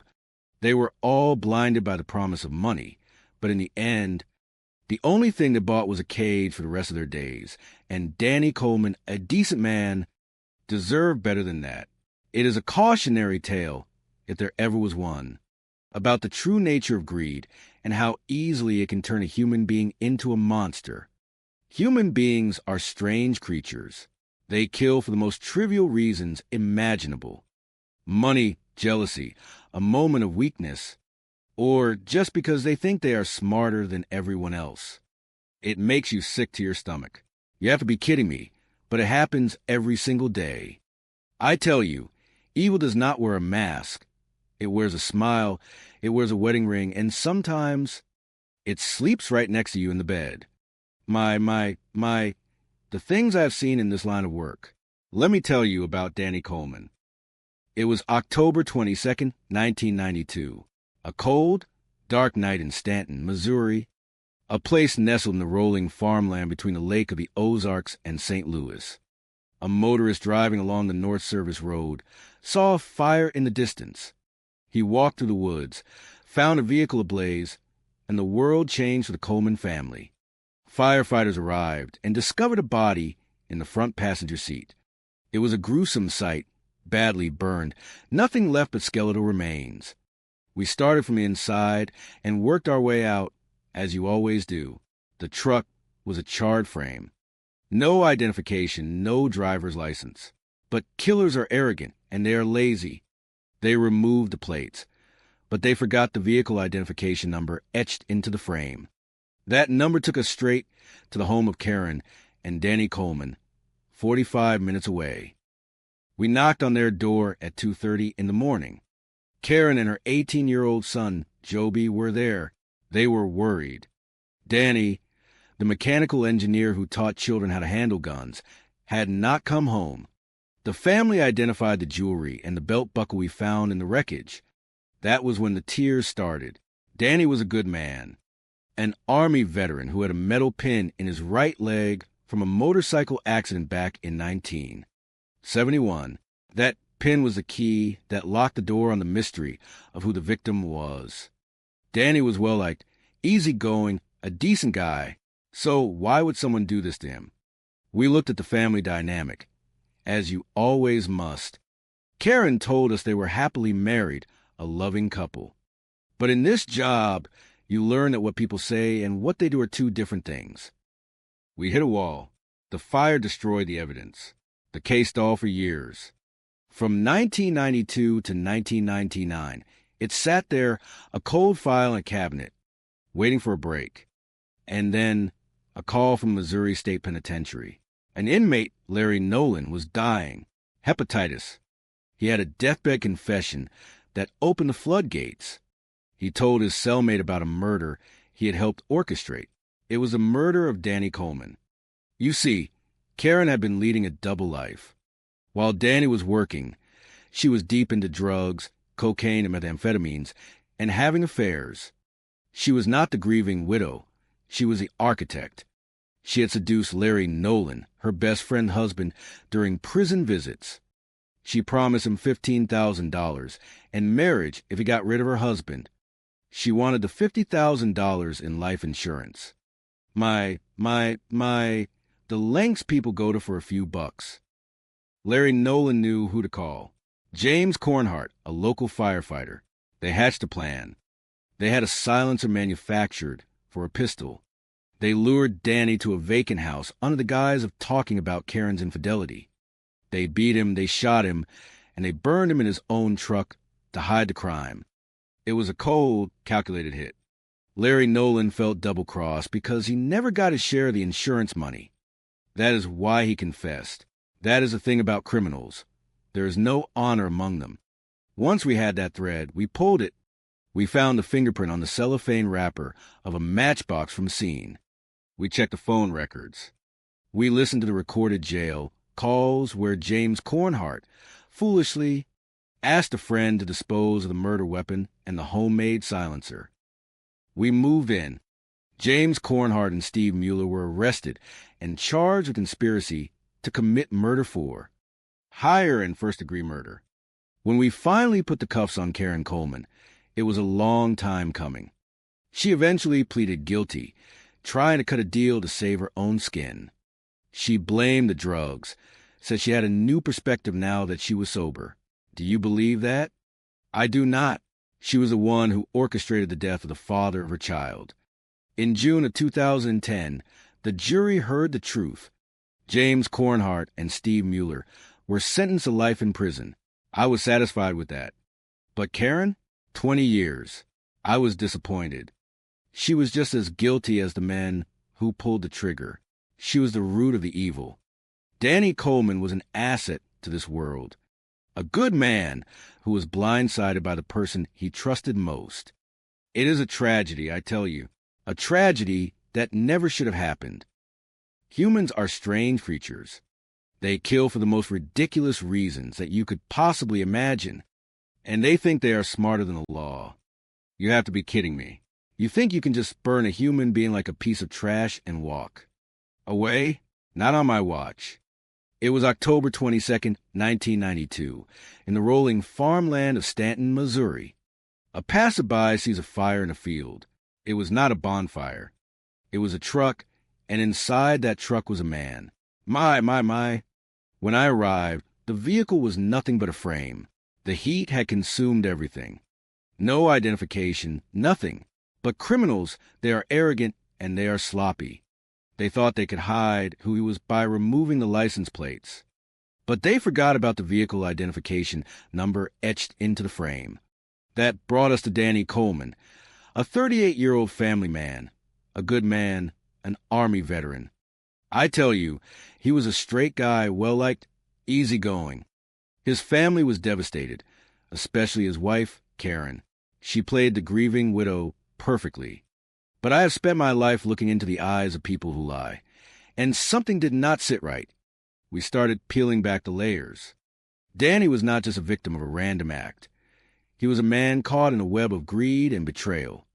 We found out that he had a metal pin in his leg from a motorcycle accident, which helped us confirm the identity. Then came the clues: a gold chain, a watch, a ring, and a hunting belt buckle. But the fire could not destroy the secrets forever. We found a matchbook in the woods with a cellophane wrapper. We pulled a latent fingerprint off that wrapper, and we waited. For years, the case went cold. It sat in a locker, collecting dust. But the truth has a funny way of surfacing. Usually when someone starts talking to save their own skin. 7 years later, an inmate in prison, a cellmate of a man named Larry Nolan, starts talking. Nolan was dying of hepatitis, and he decided to clear his conscience. He confessed that he helped arrange the murder of Danny Coleman. I tell you, the plot was twisted. Karen, the wife, she was not the person everyone thought she was. She was living a double life, deep into drugs, having affairs, one of them with the husband of her best friend. She wanted Danny dead for the insurance money, $50,000. That was the price she put on her own husband's head. She reached out to Larry Nolan, who in turn reached out to a local firefighter, James Cornhart. They promised him money to do the job. And the arrogance of it, they actually thought they could get away with it. We brought in Cornhart. He denied everything. He thought he was untouchable. But we had that fingerprint from the matchbook back in 1992. We ran it again, and it matched Cornhart. We also had recorded phone calls from jail where he was talking to a friend named Steve Mueller, asking him to get rid of the gun and a silencer made from a lawnmower muffler. You have to be kidding me. A lawnmower muffler? These people are not masterminds. They are amateurs playing with lives. Steve Mueller eventually cracked. He admitted he was the one who pulled the trigger. He said they lured Danny to a house, beat him, and ended his life. They drove his body out to that field in Stanton and set it ablaze. It was cold, calculated, and absolutely senseless. Karen Coleman, the mastermind, she finally decided to talk when she realized the walls were closing in. She pleaded guilty, hoping for a lighter sentence. She got 20 years. I tell you, it was not enough. She should have spent the rest of her life in a cell, because she is the one who instigated it all.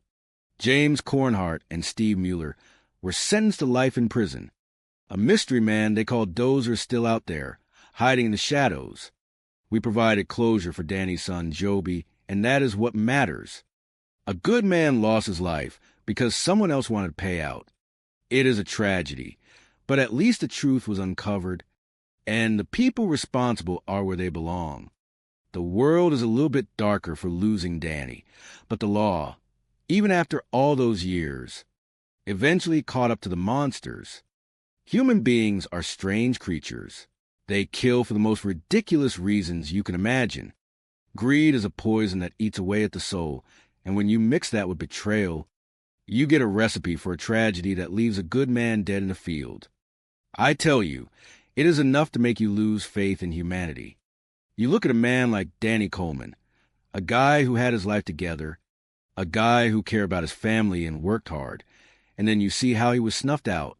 It is absolutely disgusting. My, you have to be kidding me. Let us look at the facts. It was October 22nd, 1992, in Stanton, Missouri, a place that is nothing but rolling farmland and quiet woods.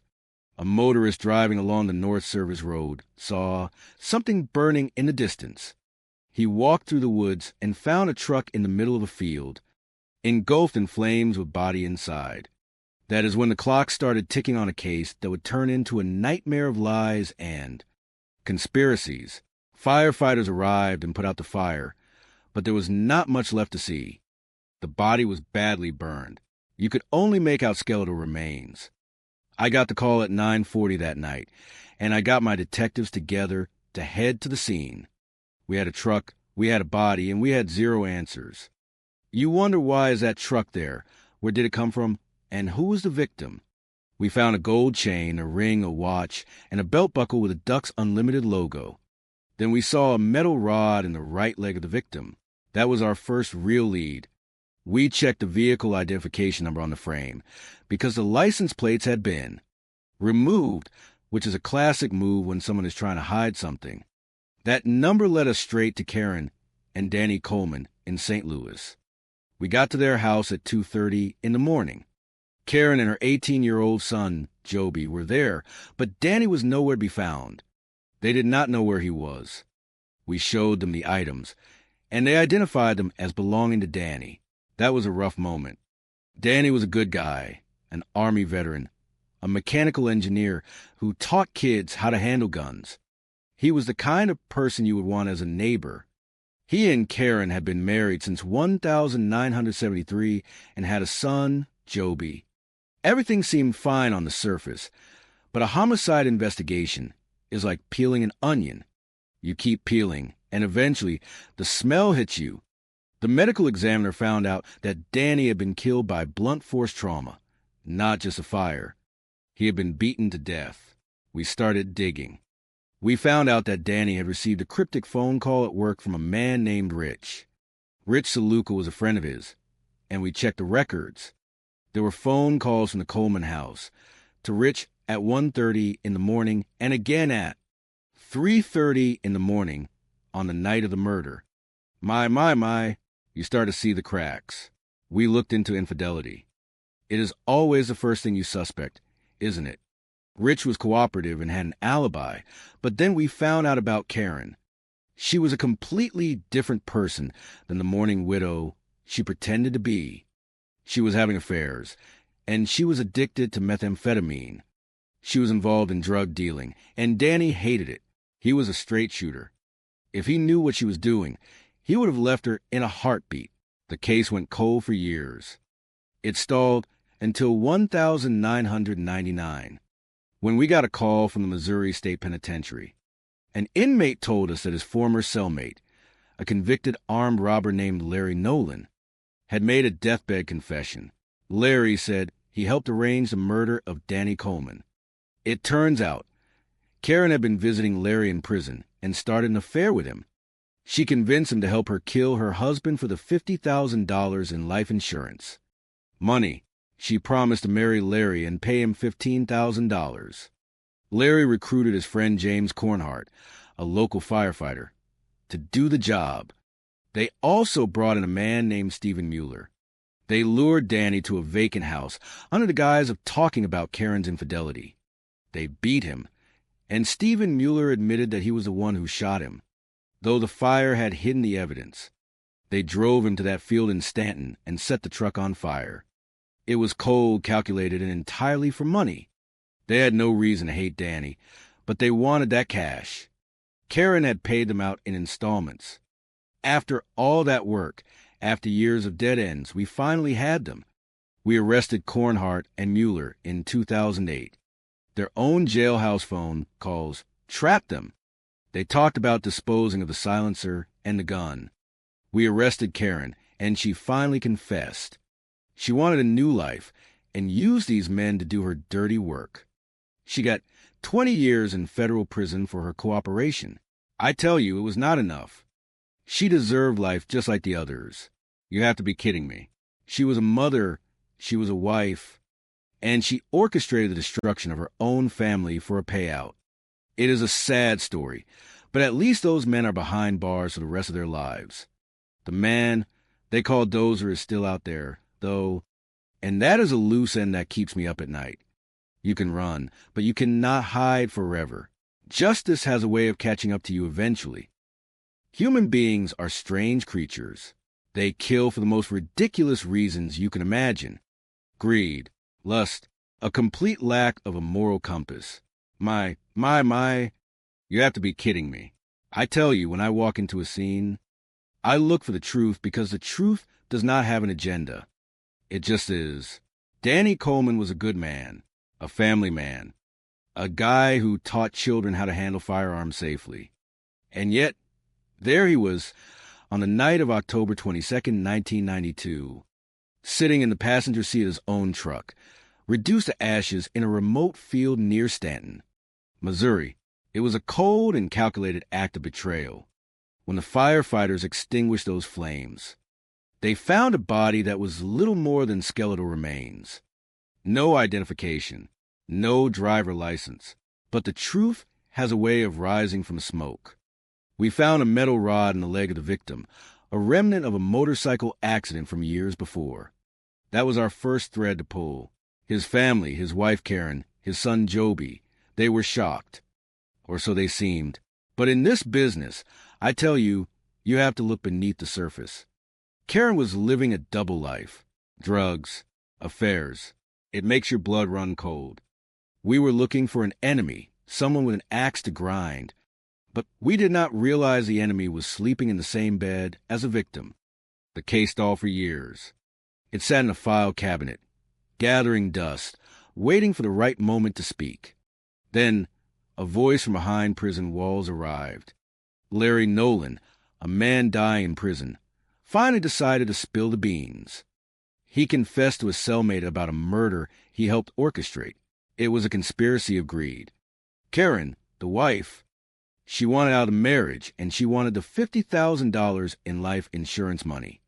She roped in hitmen like James Cornhart and Stephen Mueller. They thought they were clever. They thought they could leave a fingerprint on a matchbook and simply walk away. They were wrong. We caught them. We prosecuted them. We put them away for life. James and Stephen went to prison for the rest of their natural lives. Karen, that cold woman, she got 20 years in federal prison. In my book, it should have been more. She was the architect of that disaster. You look at a man like Danny, whose life was stolen for a promise of money that never materialized, and you have to wonder about the state of the human soul.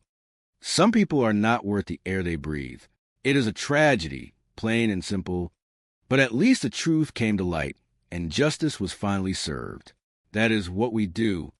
We bring the truth to the light, even when it is buried under layers of lies and burning metal. You have to be kidding me if you think you can get away with something like that forever. Not on my watch. Not ever. Human beings. They are strange creatures.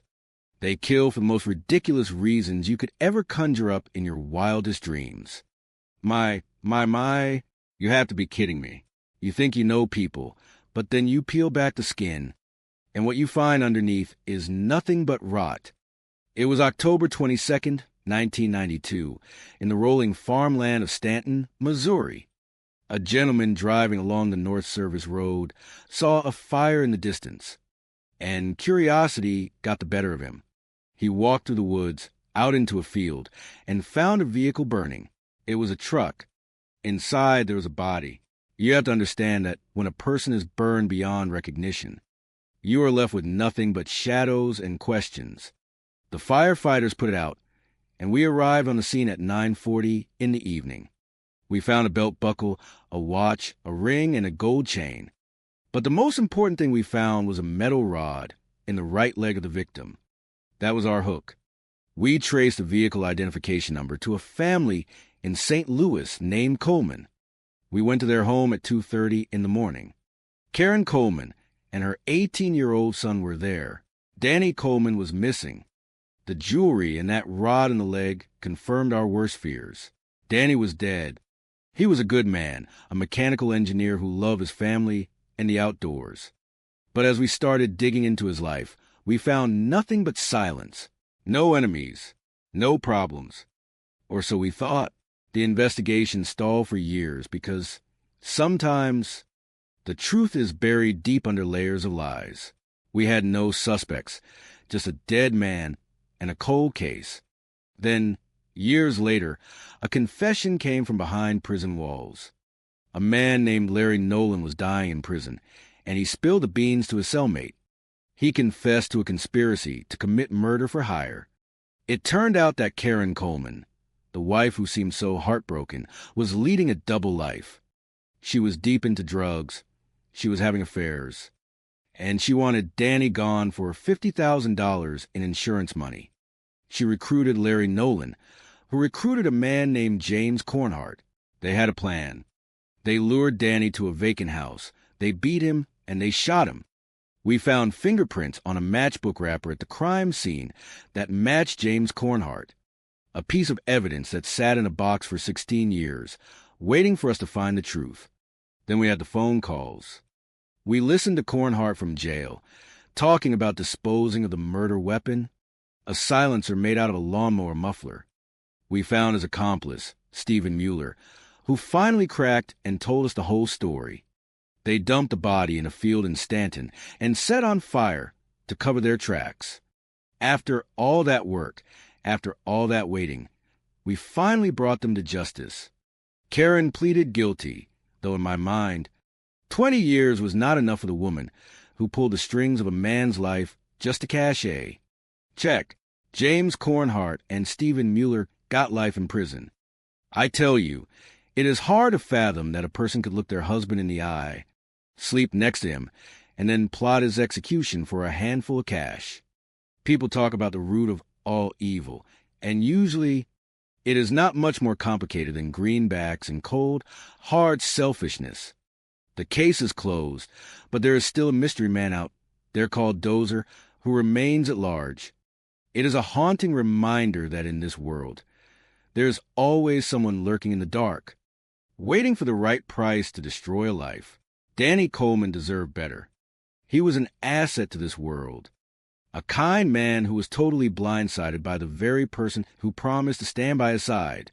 It makes you realize that you never truly know who is standing right next to you until it is far too late. The things people do. It just never ceases to amaze me, and not in a good way. You have to keep your eyes open, because sometimes the wolf is not in the woods, but sitting at your own kitchen table. Humans are strange creatures, and they kill for the most ridiculous reasons that you can ever imagine. I tell you, it is enough to make a man lose his faith in the world when he sees the depths of depravity that some people will sink to for a bit of money or a change in their lifestyle. My. It is truly a tragedy when the person you trust the most is the one who puts a target on your back. We are talking about Danny Coleman, a man who worked hard, who cared for his family, and who simply wanted to live a decent life. He was a good man, a mechanical engineer who taught kids how to handle firearms safely, and he was an Army veteran. But on the night of October 22nd, 1992, his life was cut short in the most brutal and cold-blooded way imaginable. Someone lured him out, beat him, and then set his vehicle ablaze in a remote field in Stanton, Missouri, thinking that fire would destroy the evidence of their crime. You have to be kidding me if you think you can just burn away the truth. We arrived at that scene and saw nothing but a charred frame, but truth is a persistent thing. We found the jewelry. We found that metal rod in his leg from an old motorcycle accident, and we knew exactly who we were looking at. The family was devastated, especially his wife Karen and his son Joby. At first, you look at the family, you look at the people closest to the victim, but Karen seemed like a loving wife. We were wrong. We were looking at a woman who was leading a double life, a woman caught up in drugs and extramarital affairs. A woman who looked at her husband and saw only an obstacle and a life insurance policy worth $50,000. The case went cold for years because that is the way these things go sometimes. But you cannot hide from your own shadow forever. A deathbed confession from an inmate named Larry Nolan in 1999 changed everything. He told his cellmate how he was involved, how Karen had approached him because she wanted out of her marriage, and how she had orchestrated a hit on her own husband. She promised money to Larry. She promised money to James Cornhart, a firefighter who served as a hitman. And she recruited others like Steve Mueller to carry out the deed. They were all in on it, driven by a twisted mix of greed and cold calculation. We found a fingerprint on a matchbook that had been sitting in an evidence locker for 16 years, just waiting for us to match it to Cornhart. We listened to the recorded jail calls where they talked about disposing of silencers and ammunition, as if they were talking about the weather. It was all there, the conspiracy, the betrayal, the complete lack of humanity. Karen thought she could just move on, but she was wrong. They all were.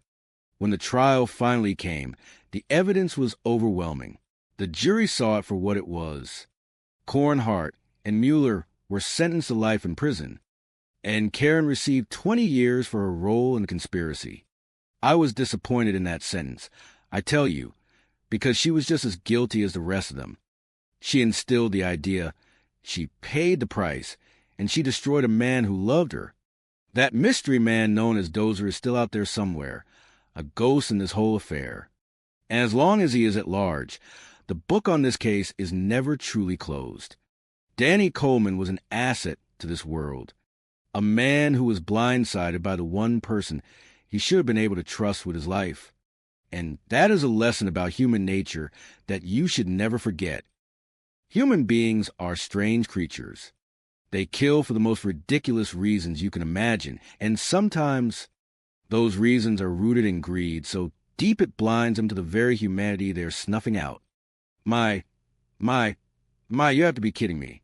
You think you know people, but sometimes you are only seeing the mask they want you to see. I tell you, justice has a way of finding its way to the surface, no matter how hard someone tries to bury it. On October 22nd, 1992, a man was found in a burning truck in Stanton, Missouri. It was a gruesome discovery. The vehicle was nothing but a charred frame, and the body inside was badly burned. We had no identification, nothing, just a mystery waiting to be solved. We found a gold chain, a watch, a ring, and a belt buckle with a duck hunting theme. But the real key? A metal rod in the right leg of the victim. A souvenir from an old motorcycle accident. That was our ticket to the truth. We ran the vehicle identification number, and it led us to Danny Coleman, a good man, a family man, a kind soul who taught children how to handle guns. He was the kind of person you would trust with your life. His wife, Karen Coleman and their son, Joby, were waiting for answers, and we were going to give them to them. But the more we looked into Danny, the more we realized that the world he lived in was not as simple as it appeared. We investigated. We searched. We hit walls. For years, the case stalled. It was a cold case. But the truth, I tell you, has a habit of waiting in the shadows. Years later, in 1999, the Federal Bureau of Investigation received a call from Missouri State Penitentiary. A deathbed confession from a convict named Larry Nolan. He was dying of hepatitis, and he wanted to clear his conscience. He confessed to orchestrating a murder, the murder of Danny Coleman. It was conspiracy of greed. Karen Coleman wanted out. She wanted the insurance money, $50,000. She was having affairs. She was hooked on drugs, and she saw her husband as an obstacle. She used Larry Nolan to set up the hit. She promised him $15,000 and marriage. A fantasy. Larry recruited his friend, James Cornhart, a local firefighter. James, in turn, brought in Steve Mueller and a man known only as Dozer. They lured Danny to a house, beat him, and shot him 3 times. Then they drove his body to a field in Stanton and set the truck on fire. Cold, calculated, soulless. I tell you, the audacity of it all is staggering. They thought they could get away with it. They thought the fire would consume the evidence. But they forgot about the fingerprint on the cellophane wrapper of a matchbook found at the scene. 16 years later, that print matched James Cornhart. We arrested them all. James Cornhart and Steve Mueller were found guilty and sentenced to life in prison. Karen Coleman received 20 years. It was not enough in my book. She deserved life, too. She was the architect of this tragedy. Joby, the son, had to endure the trial of his father's murderers, a trial that revealed his mother's betrayal. It is a heavy burden for any child to carry, but the case reached a conclusion. The truth was laid bare. People are capable of such dark things for money, for a twisted sense of love, for power. It reminds you to hold your loved ones close, because you never know what kind of web is being spun behind your back. I tell you, you have to be careful who you trust. People are strange creatures. They kill for the most ridiculous reasons you can imagine. I tell you, you look at the world, and you think you have seen it all, and then something like this comes across your desk. My. It was October 22nd, 1992. A quiet night in Stanton, Missouri. You have a vehicle burning in a field, and inside that metal husk, a life extinguished. When we arrived, the fire had done its work. The truck was a hollowed-out skeleton. We look at the scene, and we start from the inside and work our way out. Who was this person? The fire had taken everything, or so we thought. But you can never hide everything. A gold chain, a ring, a watch, and a metal rod in the leg. That rod was the key. It told us who we were looking for. Danny Coleman, a man known for a big heart, a family man, an outdoorsman. But the deeper you dig, the dirtier the hole gets. We spoke to his wife, Karen. She painted a picture of a happy home, but lies have a way of surfacing.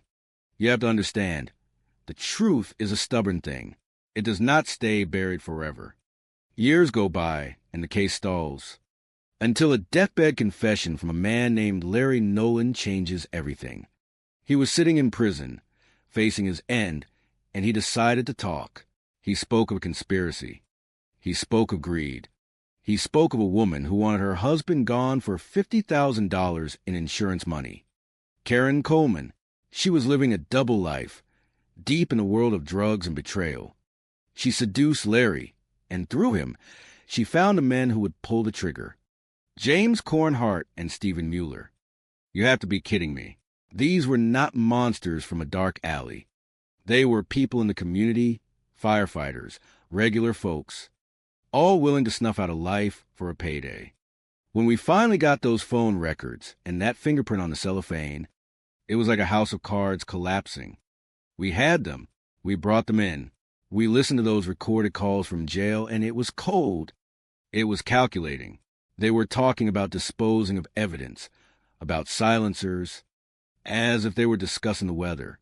When we finally got the guilty verdicts, it was closure, but it was not enough. My 20 years for the woman who orchestrated the whole thing? I tell you, that does not sit right with me. She was the architect. She was the one who decided her husband had to die. It is a tragedy, plain and simple, and it reminds you that the person sleeping next to you might be the one you should fear the most. My, you look at a man, a husband, a father, and you think you know him, but you never really know what lurks behind closed doors, do you? I tell you, human beings are capable of the most heinous acts for the most trivial reasons. You have to be kidding me if you think anyone can justify what happened to Danny Coleman. It was just after 9 in the evening on October 22nd, 1992, when a motorist saw something ablaze in a field along the North Service Road in Stanton, Missouri. Firefighters arrived and discovered a body in the front passenger seat of a truck, so badly burned that it was barely recognizable. We found the frame, the charred remains, and no identification. You start with the inside and work your way out, and that is exactly what we did. We found a gold chain, a ring, a watch, and a belt buckle, but the real key was a metal rod in the right leg. That was a silent witness that told us who he was. Danny Coleman, a family man, a good guy by all accounts. Then you start asking questions. Why would someone do this to him? You look at the family, you look at the wife, Karen, and what do you find? You find a double life. Extramarital affairs, drug addiction, and a web of deceit that would make your skin crawl. We had nothing, just a cold case that stalled for years. But time has a way of catching up to people. It took until 1999, when a convict named Larry Nolan, dying in prison, finally let the truth out. He confessed to a hit, a conspiracy he had set up with Karen Coleman. She wanted the life insurance money, $50,000 of it. She wanted her husband gone, and she was willing to pay a killer to do it. She got her friend's husband, James Cornhart, to orchestrate the murder, and he brought in another man, Steve Mueller, to pull the trigger.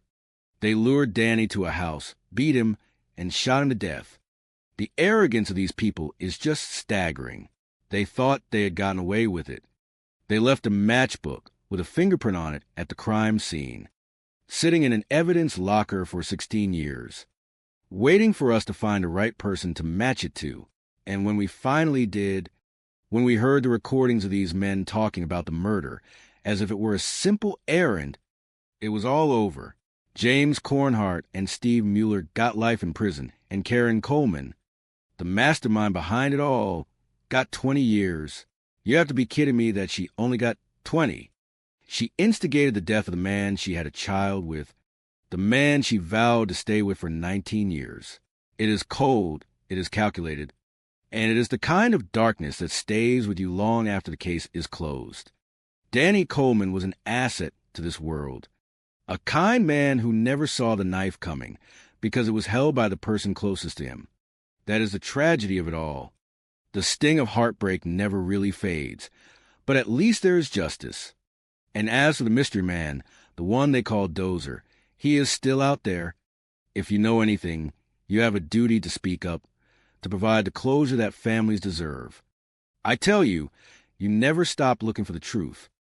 Human beings are strange creatures. They kill for the most ridiculous reasons imaginable. You sit in that chair and you wonder, how does a person look their spouse in the eye, eat dinner with them, and then plot their destruction? I tell you, it never ceases to amaze me. You think you have seen the darkness of the human heart, and then a case like the murder of Danny Coleman comes across your desk. It was October 22nd, 1992, a quiet night in Stanton, Missouri. A motorist sees a glow in a field, a truck burning like a torch. They call the fire department, and when the smoke clears, there's a man in the passenger seat, badly burned, skeletal remains. You have to be kidding me. You think, who does this? Why? The investigation starts, as they always do, from the inside out. We found no license, no wallet, just a gold chain, a ring, and a watch. and there was a metal rod in the leg. That was the key. That was how we knew it was Danny. A good man, a man who taught children how to handle guns safely, a man who loved his family. But the world is not always what it seems. We went to his home. We spoke to his wife, Karen. She seemed normal. You're always looking for the monster, but sometimes the monster is hiding in plain sight, wearing a mask of grief. We looked at the family dynamic, the friends, the co-workers. Nothing. Danny was clean. No enemies. No debt. You start to think maybe it was a random act of violence, a carjacking gone wrong. But random is rarely the answer. Years go by. The case goes cold. It sits in a file cabinet, gathering dust, waiting for someone to talk. And eventually they do. In 1999, a phone call from the Missouri State Penitentiary changes everything. An inmate, a dying man named Larry Nolan, decides to clear his conscience. He tells a story of betrayal that would make your skin crawl. Karen Coleman was not the grieving widow. She was the architect of a nightmare. She was living a double life. Drugs, affairs, lies. She seduced Larry Nolan, her friend's husband, and promised him money and a future if he would just remove the obstacle in her way. Danny, her husband. You have to be kidding me. She promised $15,000 in marriage, and in exchange, she wanted a hit. Larry Nolan reached out to James Cornhart, a man who worked as a firefighter. For the right price, they decided they could do it. It was cold, it was calculated, and it was pathetic. They lured Danny to a house, claiming they had information about his wife's infidelity.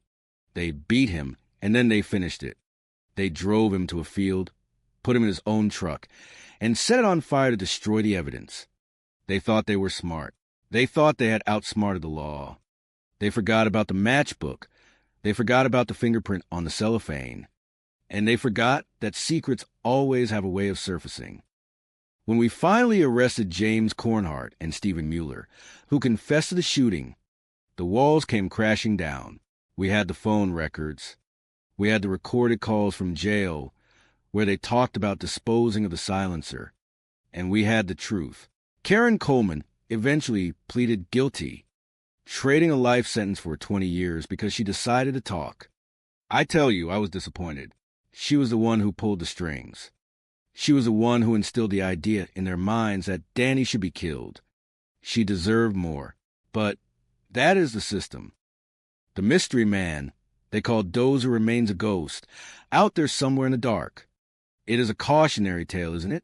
A man lives an honest life, works hard, raises his son, and he is blindsided by the one person who is supposed to have his back. People think money is the root of all evil, but it is not.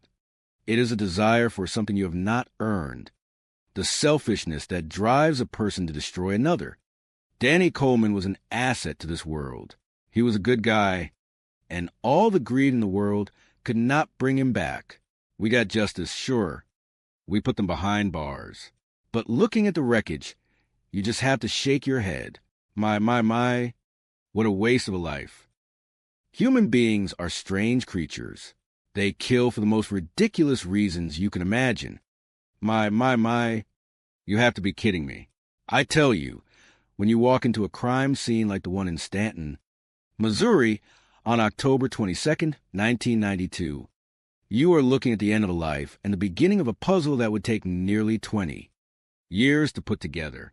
A motorist saw something ablaze in the distance and decided to take a look, only to find a vehicle in a field and a life consumed by flames. When the firefighters arrived, they made a gruesome discovery: a body in the passenger seat, badly burned. No identification, just a frame, a gold chain, a ring, a watch, and a belt buckle from a hunting group called Ducks Unlimited, and a metal rod in the right leg. We started from the inside and worked our way out. We found the vehicle identification number and tracked it to Karen and Danny Coleman in St. Louis. 2:30 in the morning, we knocked on their door. Danny was missing. The family identified the jewelry. Their son, Joby, confirmed his father had a pin in his right leg from a motorcycle accident. That was our first thread. Danny Coleman was a straight guy, a family man, an instructor who taught children how to handle guns, an Army veteran with a big heart. He met Karen, the love of his life, while recovering in the hospital. They married in 1973 and had a son. He worked hard, even branched out into a ceramic flooring business. But when we dug, we found a life he did not know about. We asked Karen about enemies. She played the loving wife, but the investigation went quiet for years. The case stalled. It was not until 1999 that the floodgates opened. An inmate in the Missouri State Penitentiary made a deathbed confession. His name was Larry Nolan. He said he was involved in the murder of Danny Coleman. He was angry. He had been double-crossed.